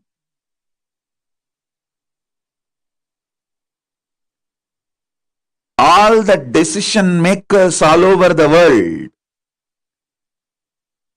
if you are a decision maker in the political field, religious field, media, or entertainment field, Hollywood, Bollywood, Gollywood, Sandalwood, or social media influencer, if you are influencing the society in any form, I request all of you sincerely, please wake up to this truth. We are having conscious pandemic all over the world. The only solution is strengthening our indigenous lifestyle consciously. Let's go back to our way of eating. Each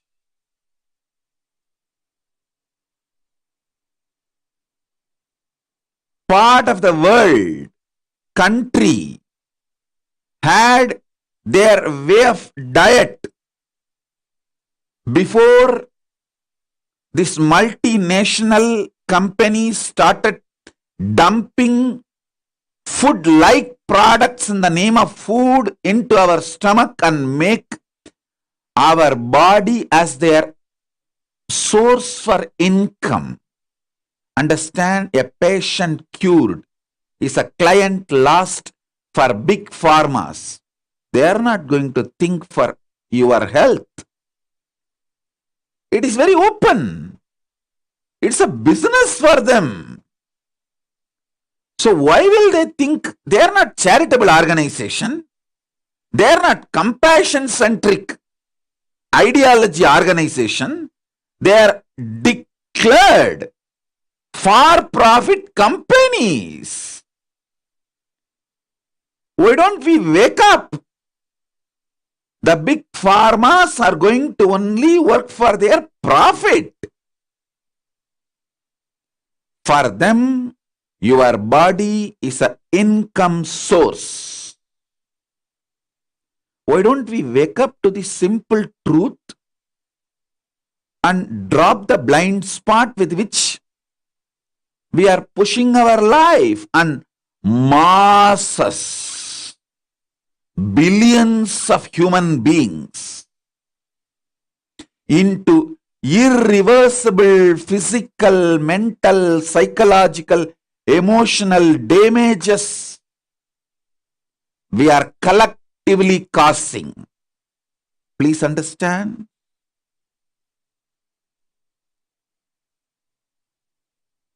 Crony capitalism in the field of pharma,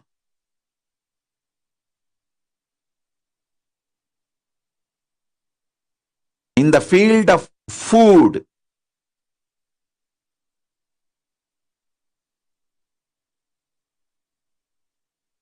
is not only extremely dangerous, it is causing irreversible damage to the human bodies, minds, physically, mentally, emotionally, psychologically. We are leaving the worst kind of body-mind structure for our next generation. Please understand.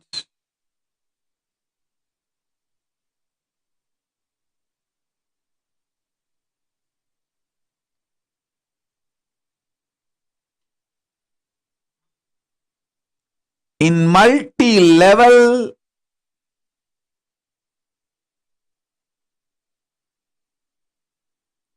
stealing the conscious indigenous life from the people, whether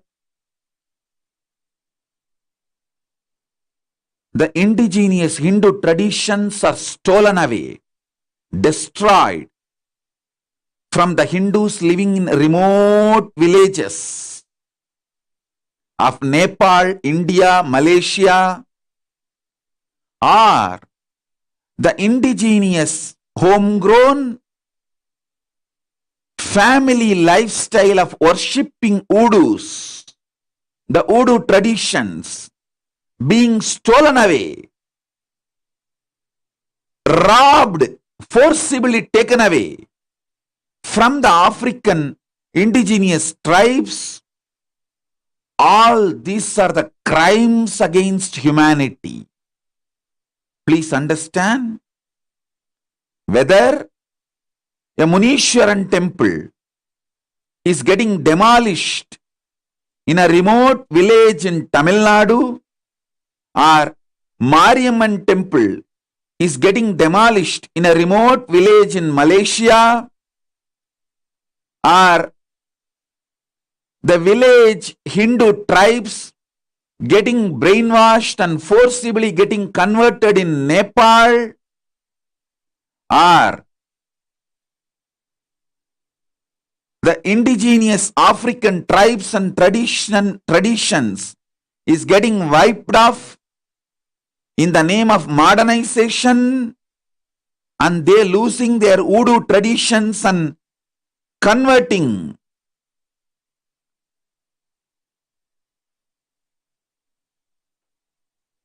losing their conscious roots and being consciously manipulated, bullied, exploited by missionary militants and militant missionaries. All these are causing conscious pandemic for human beings. The deadly combination of these three all over the world is causing chaos. It is time consciously we the people, we the humanity reclaim our indigenous lifestyle traditions consciously. Modernization does not mean getting brainwashed and losing your conscious roots by this deadly combination of crony capitalist autocratic political decision makers extremely misinforming, brainwashing mainstream media and militant missionaries and missionary militant religious political ideologies.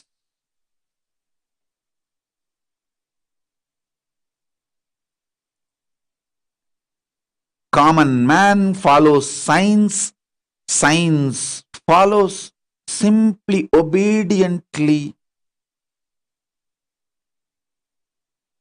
the large powerful media and pharma mafia. Even in this global pandemic corona, common man follows science, common man is controlled by science and science is controlled by big pharmas. Big pharmas have evolved more like a modern day mafia than solution for the problems of humanity.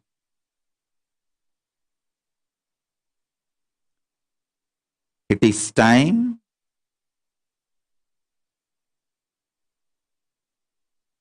we the people, we the human beings, we the conscious beings wake up and not allow ourselves to get silenced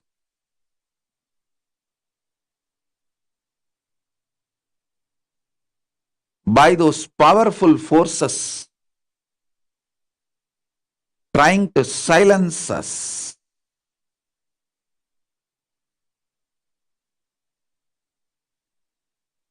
We should get back to our conscious roots,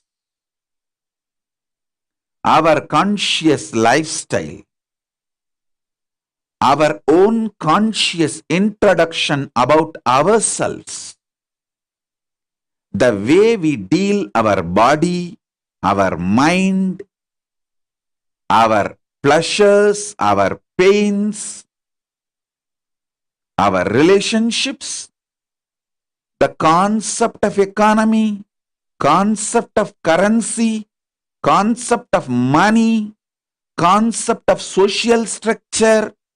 In every level, it is time we get back to our roots consciously, not allow these chronic capitalists and chronic capitalists supported militant missionaries and missionary militants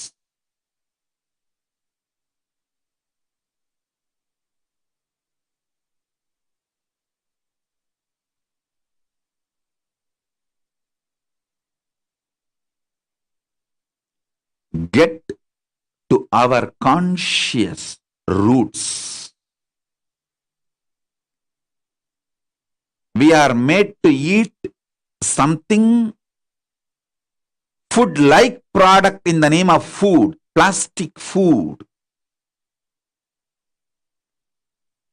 which makes us not only sick, alters our body and mind once and for all to be a client for pharmaceutical industry.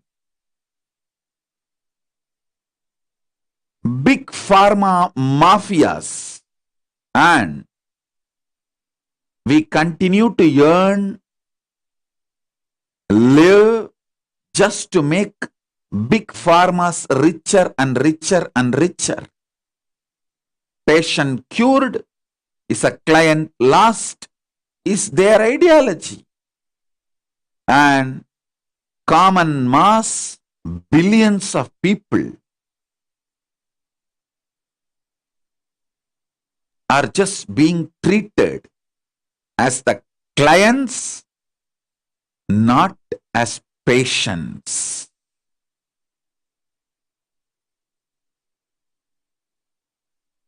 Non-violence, conscious coexistence need to enter into all our thought currents, the way of living, in our business decisions, social understandings, the way we influence ourselves and the people around us and the world. Please understand,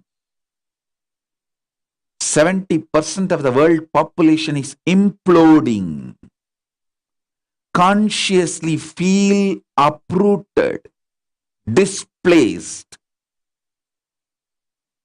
This conscious pandemic really need to be taken very seriously.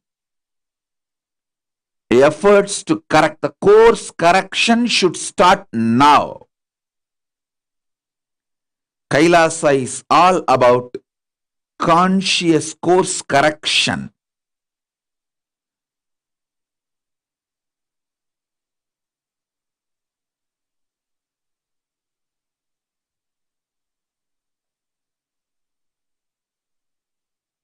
We are not interested in who committed the crime. We are only interested in waking up the human beings that the crime has been committed on them and move them away from the sufferings and make them consciously grounded again. Feel fulfilled again. Feel this home, planet Earth, the only home we human beings have.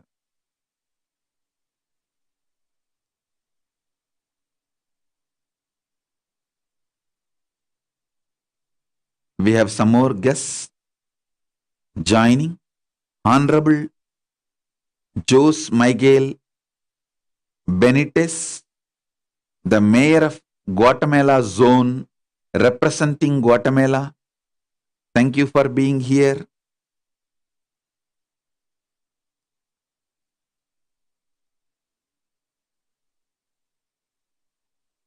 All over the world, in the name of globalization, our indigenous roots are consciously getting destroyed. It is time we revive the conscious-centric civilization, conscious-centric lifestyle, conscious-centric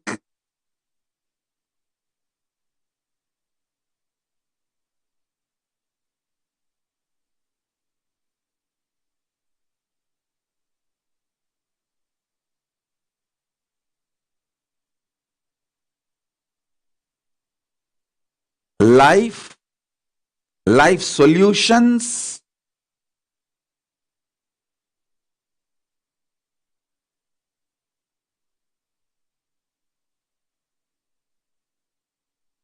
We human beings need to revisit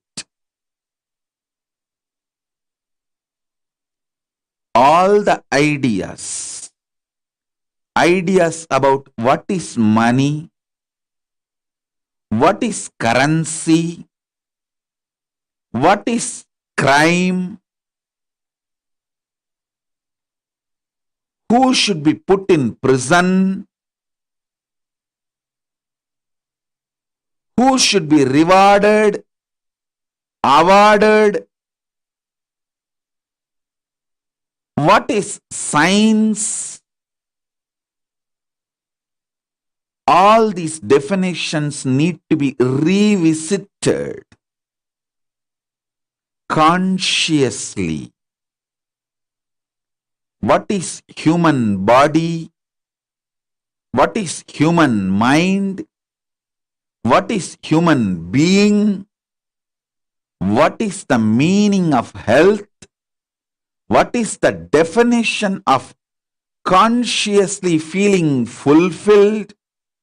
What is the definition of peace? What is the definition of love? What is the definition of joy? All this need to be redefined, revisited consciously. At least last 200 years. Heavy damage is done. I'm not talking just about India or Sri Lanka, Nepal, Malaysia, Bangladesh, Pakistan, Afghanistan. No, I'm talking about the whole world, Africa. The whole suffering human beings going through in Afghanistan is they accepted the ideology which dictates them, brainwashes them to kill people if they have a different opinions. Instead of handling the logic with the logic, when sword is used to cut the head, if there is an idea in somebody's head and you have better idea, try to share your idea. But just because the other person has different idea in his head, just cutting his head is not going to solve the problem. But unfortunately, when you accept those ideologies, once you start killing anyone, once you complete the killing of the people whom you think as ideologically different outsiders, you start killing within yourself, because the habit of killing by then becomes part of your lifestyle. You can't do anything. You don't know anything else other than either you kill or get killed.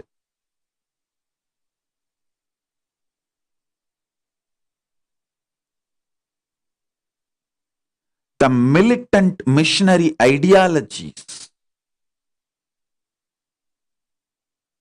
are causing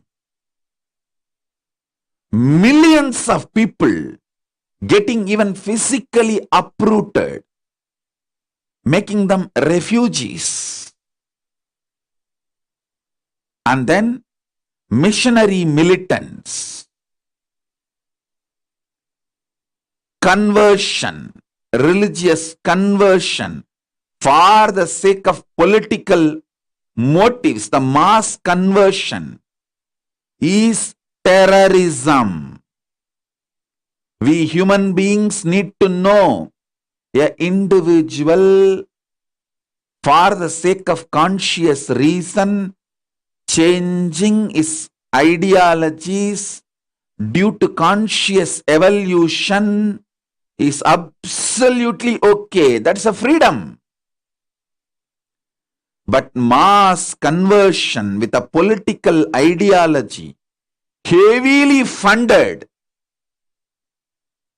externally is a terrorism. It's a violence.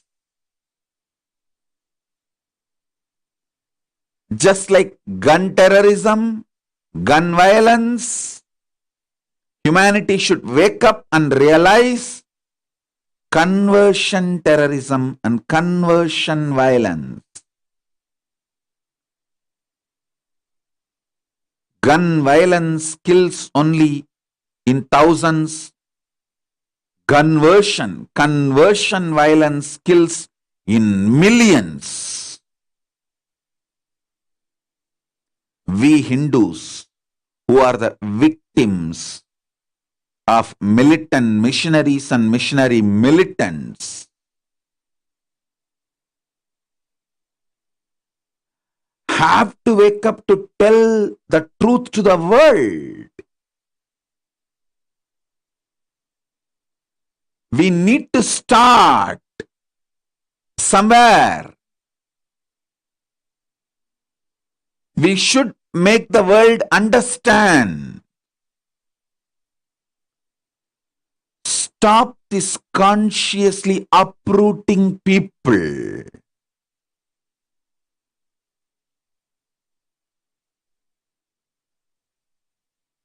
By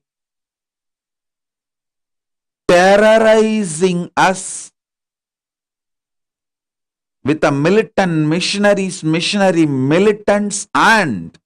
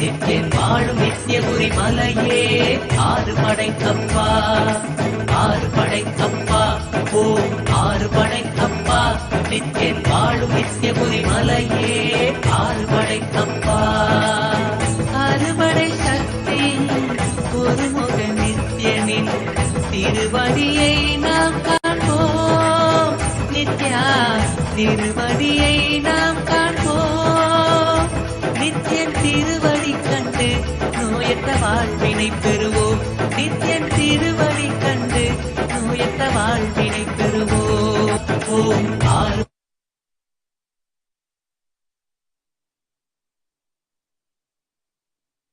We human beings need to reclaim our conscious centric, indigenous lifestyles. We should free ourselves from currency centric, profit motivated, profit centric,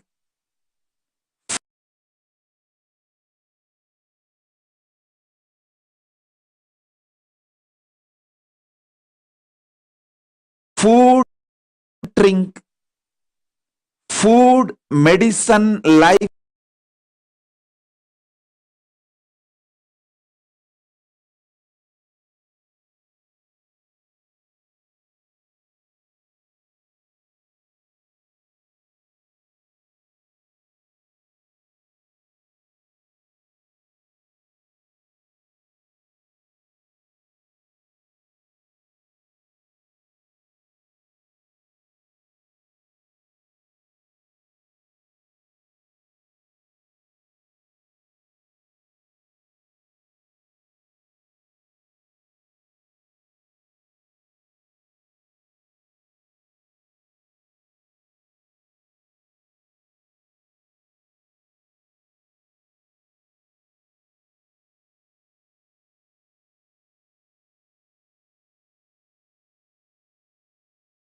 in the name of psychology, psychiatry, and in the name of mental health.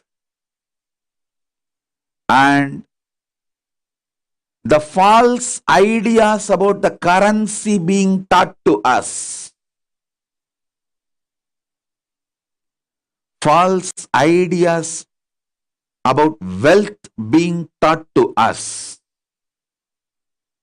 The false ideas about religion, life being taught to us.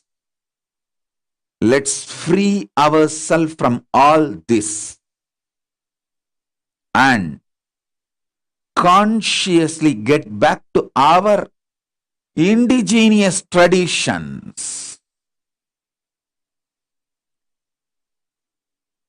our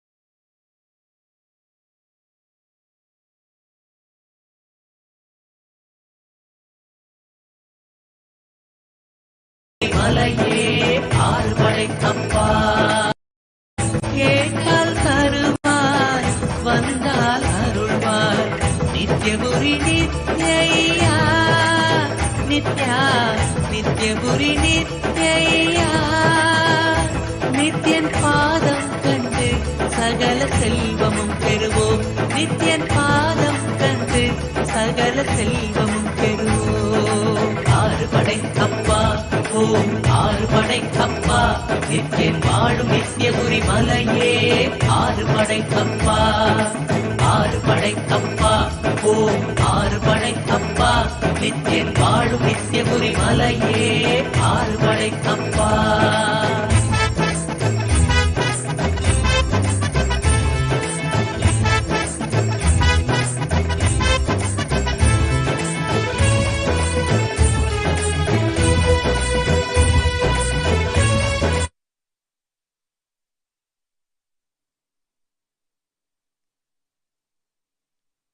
My sincere request to all the decision makers, social influencers who are here, let's wake up to this conscious pandemic humanity is going through. Let's start now. Let's do something now. Let's get back to food style, lifestyle, medicines, everything our ancestors gave us consciously. Understand? In that conscious lifestyle, if we need to do some evolution, let us evolve consciously in that very lifestyle and stop discarding that whole conscious lifestyle of our indigenous traditions. Conscious indigenous traditions and the conscious lifestyle is the solution for all the conscious pandemic human beings are going through all over the world. Thank you for being here. Maybe in further satsangs, I'll reveal more and more the solution from conscious enlightened civilization, ancient civilization of the humanity, Hindu tradition. Kailasa is all about reviving the ancient, enlightened, conscious-centric, indigenous traditions. Hinduism is just nothing but the collection of around 10,000 indigenous traditions, indigenous lifestyles. We are not like modern-day organized religions. We are not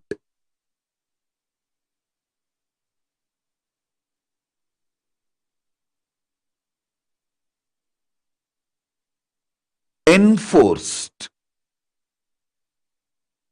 cookie cutter solutions. We see human beings as conscious beings, not as source for money, not as source for power, not as source for anything. We see human beings as conscious living beings. Non-violence is the foundation of Hinduism and the foundation of Kailasa's constitution. Let's get back to our conscious indigenous traditions liberate ourselves from this huge conscious pandemic and help the humanity to free themselves from this conscious pandemic. That's all is my request to all the decision makers who are here from various walks of life. Thank you all. With this, I bless you all. Let's all radiate with integrity, authenticity, responsibility, enriching, causing, living Shuddhatvaita Saivam Paramadvaitam. The state, space, powers, being, superconsciousness, and Kailasa, Maha Kailasa of Paramashiva, Paramashivoham, Om Nithyananda Paramashivoham, the eternal bliss Nithyananda. Thank you. Be blissful.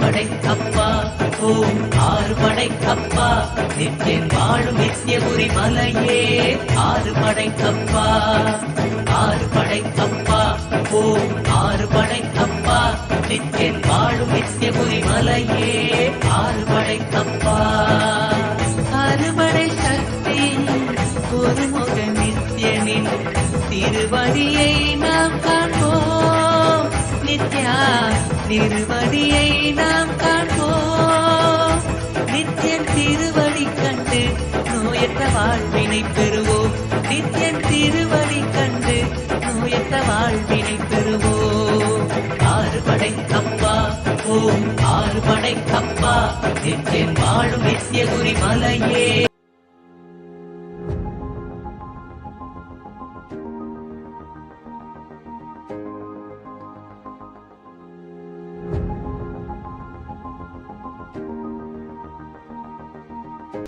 And artificial ignorance, artificial intelligence of the matrix is used to support it.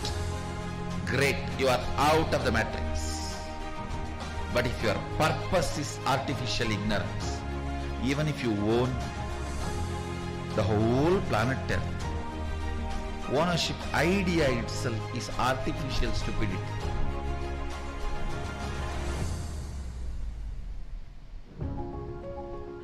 Within the matrix, anything you do is waste of your time, which is life for you. Your time is money for your boss, pleasure for your beloved. Your time has a various meaning for many people in your life, but for you, your time is life. If artificial intelligence or artificial ignorance, which all of us commonly accepted and created, if that becomes the purpose of your goal, you are grown, not living. Let artificial intelligence not be your purpose. It's a very good servant, but that is not purpose of life.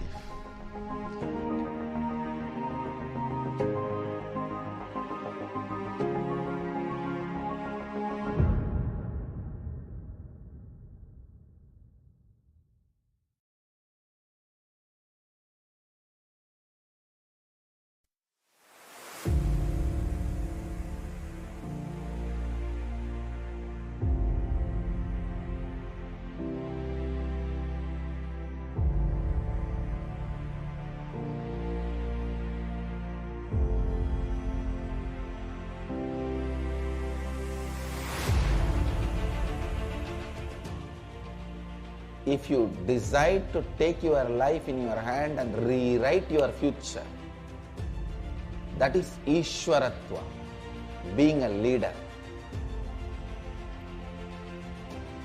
Being a leader means rewriting your future. Please understand, I am not teaching you personality development. No. I am not interested in doing a personality development program here. I am interested in helping you to rewrite your future. Means a total, complete disconnect from your past root patterns, from the past ideas you carry about you and the world. I tell you, no one can interfere, enter into your completion. No one can change the way reality occurs to you. You are the master of your reality. A man who stops with the idea of impossibility continues to be in the lower worlds, lower existence. Man who goes on making impossibilities into possibilities achieves Ishwaratva, leadership, consciousness.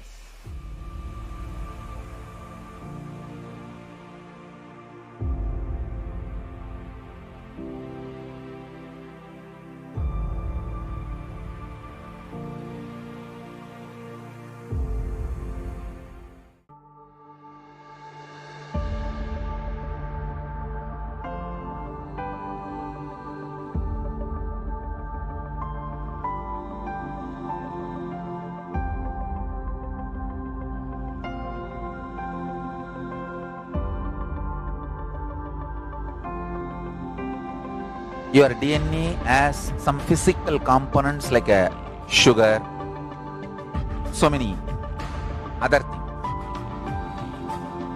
and they are kept together through water. The DNA strands and your consciousness is kept together through sound, and the kind of the sounds you use regularly inside and the kind of the sounds you stored inside matters, because through that sound your consciousness connects with the DNA and sends instruction, and DNA manifests your life. If you want superconscious mutation, listen, you need to disconnect the threads with which your consciousness and DNA is bound together and alter the connecting point, the sound, into highest possible sound. What kind of a sound is used to bind your consciousness and DNA strands together? That decides what kind of a powers you are going to manifest and what kind of a life you are going to have in your body.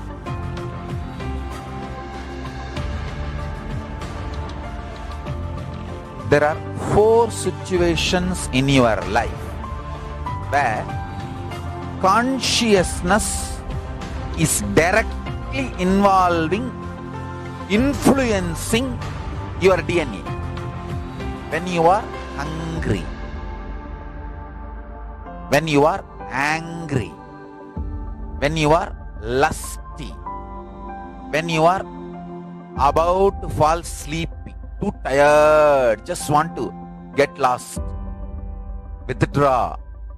These 4 situations, your consciousness directly influences the DNA.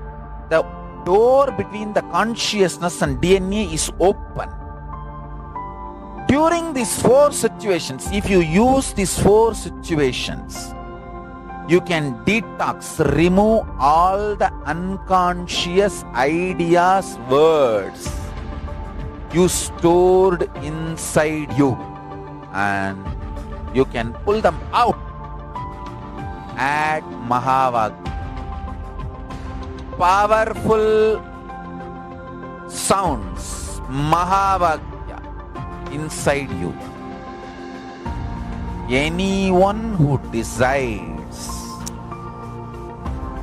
to use Mahavagya to connect your consciousness and DNA will have the ultimate superconscious mutation. You will manifest health, you will manifest wealth, you will manifest beautiful relationships, you will manifest blissful life, you will manifest knowledge, you will manifest Paramashiva Jnana, the ultimate powerful cognitions, and Paramashiva Vijnana, ultimate applied science of Paramashiva, and all the powers naturally.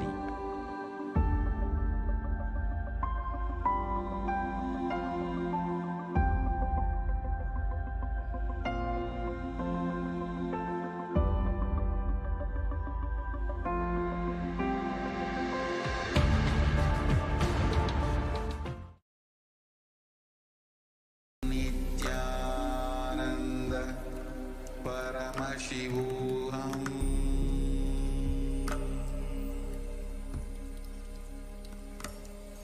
Om Nithyananda Paramashivoham.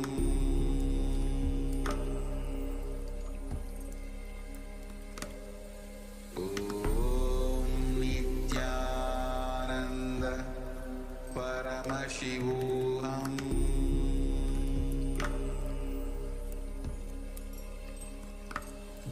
Om Nithyananda Paramashivoham.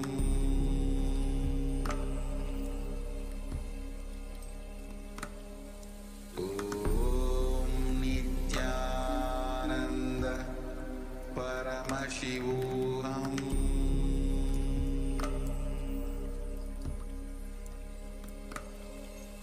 Om Nithyananda Paramashivoham.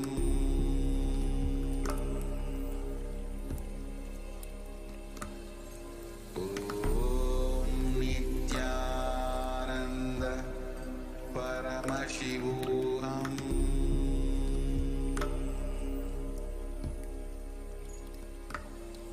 Om Nithyananda Paramashivoham.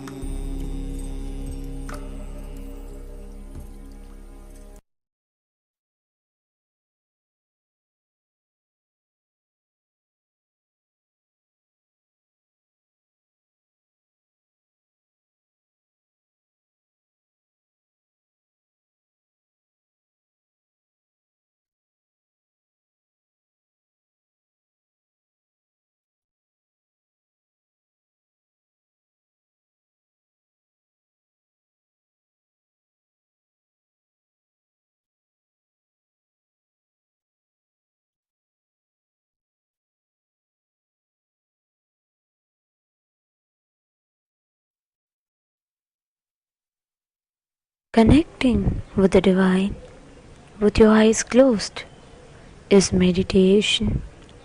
Connecting with the divine with your eyes open is darshan. Come, let us all now move from meditation to darshan. Slowly, very slowly, please open your eyes.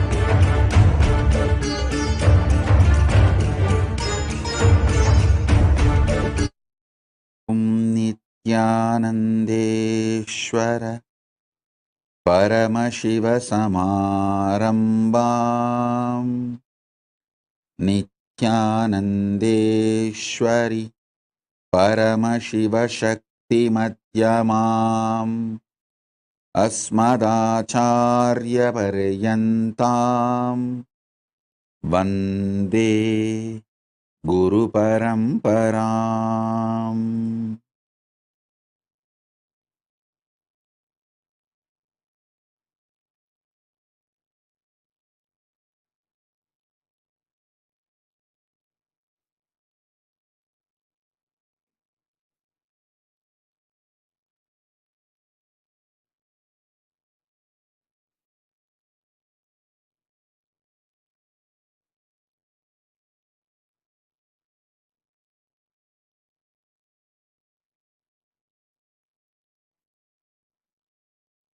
I welcome all of you with my love and respects. I welcome all the Kailasians, citizens of Kailasa, living and practicing Hindus, Sarvanyapitakartas, Yajamans, manifestors, Sarvabarityagis, Kailasa's ministers, ambassadors, diplomats, Mantreshwaras, Vidyeshwaras, Ganeshwaras, Astreshwaras. Above all, today, the 12 distinguished dignitaries who are here, the recipients of Dharma Samrakshana, Kailasa's Dharma Rakshana, social service, social justice award. I welcome all the 12 award recipients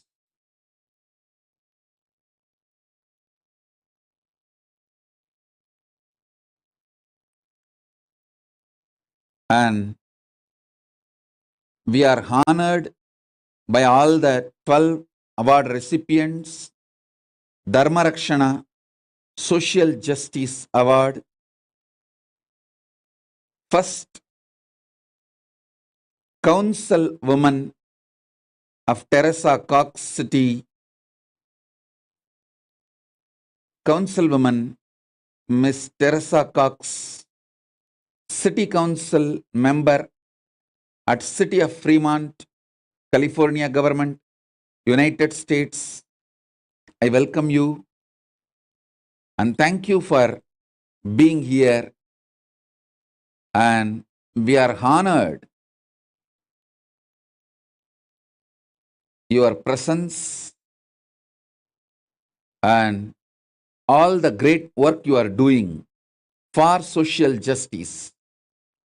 Thank you for what you are doing and being who you are. We welcome you. Thank you. Mr. Gift Parsin, member of Global Indigenous Youth Caucus and Youth Representative in Maasai Women for Education and Economic Development, Kenya. Thank you for being here.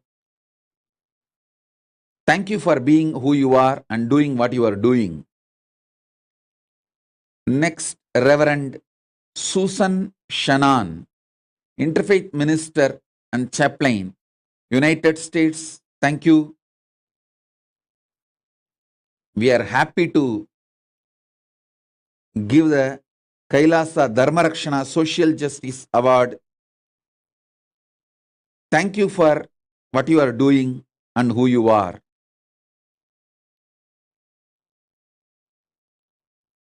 Next, Miss Mia Yamamoto, Los Angeles-based criminal defense attorney and civil rights activist from United States. Thank you. We are honored to give you this award, KAILASA Dharma Rakshana Social Justice Award. Thank you for doing what you are doing and being who you are. Next, Mr. Deepan Mitra, Secretary General, World Hindu Federation, Bangladesh Chapter. Thank you, Shri Deepan Mitra ji. Thank you for what you are doing and who you are. We are happy to give this KAILASA's Dharma Rakshana Social Justice Award. Thank you. Next, Mr.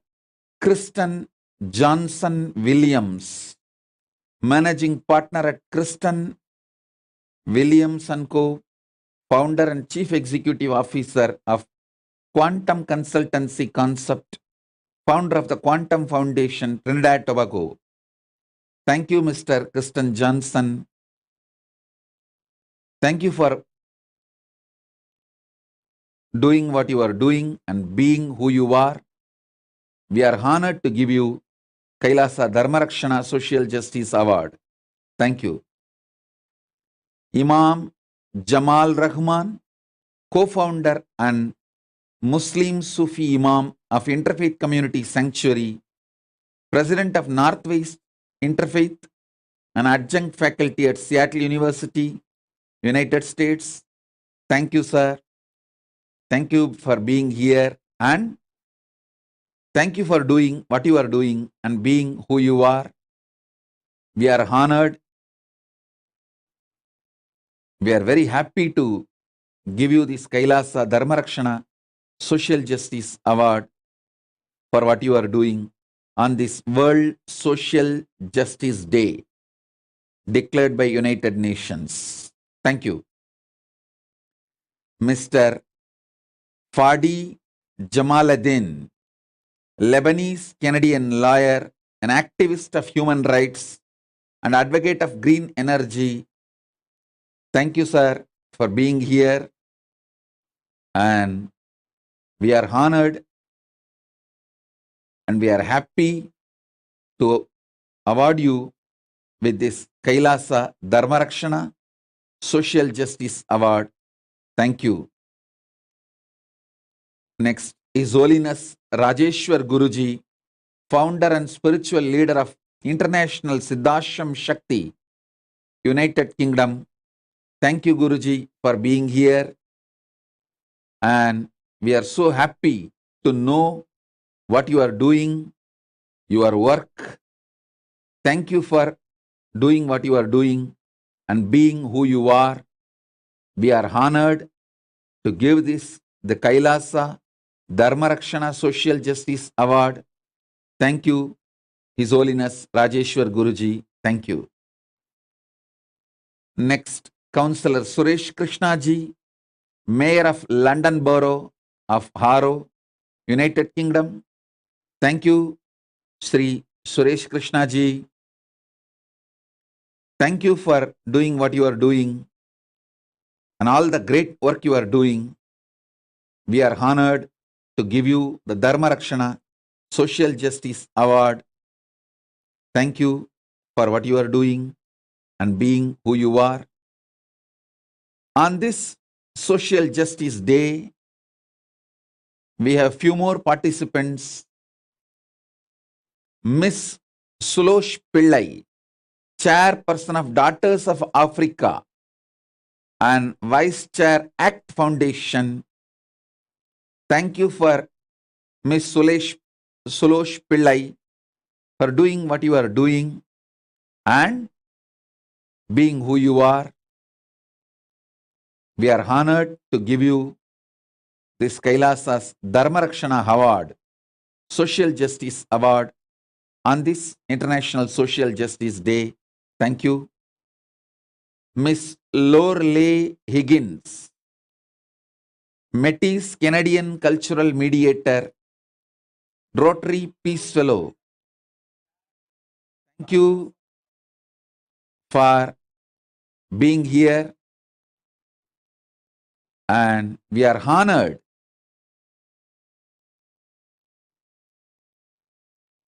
to give you this Social Justice, the Kailasa Dharmarakshana Social Justice Award. So thank you, Miss Lorelei Higgins. Thank you for doing what you are doing.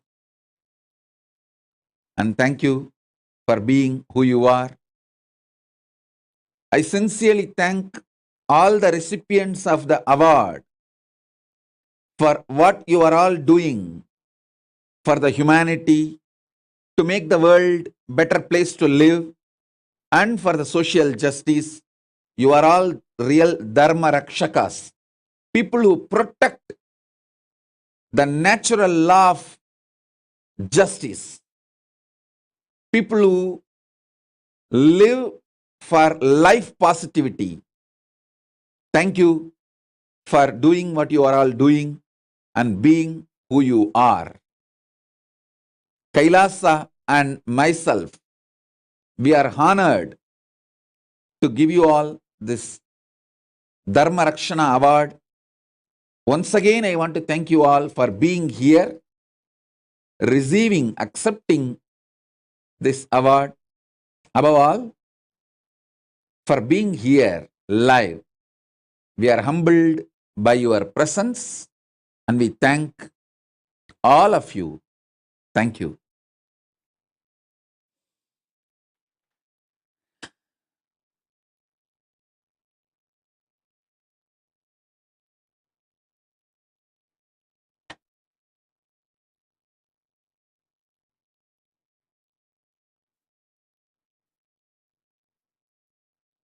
Paramashiva's message directly from Mahakailasa. Listen. The existence of the super consciousness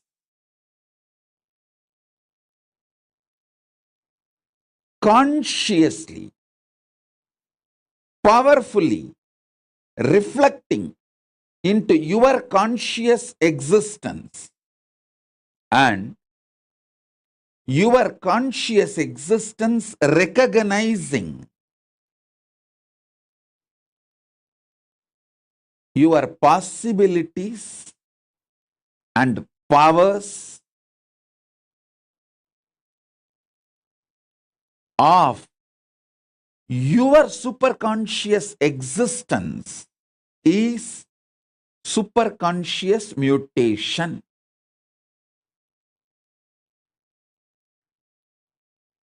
I wanted to make it very clear. This word mutants is misunderstood all over the world, especially the Hollywood movies and TV serials. The way they project the idea mutants, that is not the way Hinduism reveals about the conscious mutation. Please understand. The Hollywood movies and TV serials, what they talk about mutants is people with extra power, but not enlightenment or the intelligence, compassion to handle the power, compassion to handle the responsibility. It is more like a unconscious mutants from the lower worlds. Atala, Vitala, Sutala, Talatala, Patala. The lower worlds. That concept only is presented in Hollywood movies and TV series like a Heroes, the New Heroes TV series. All these presents almost kind of a frightening depiction about the mutants. Completely forget about that. Understand what Hindu Shastras, Hindu scriptures, Vedas and Agamas, Puranas talk about superconscious mutation. From the vertical time zone, the higher conscious beings, people who achieved superconsciousness, those beings, their superconsciousness, when that reflects in your individual conscious existence, you start manifesting great enlightenment, intelligence, compassion, highest order of human values and divine qualities. With those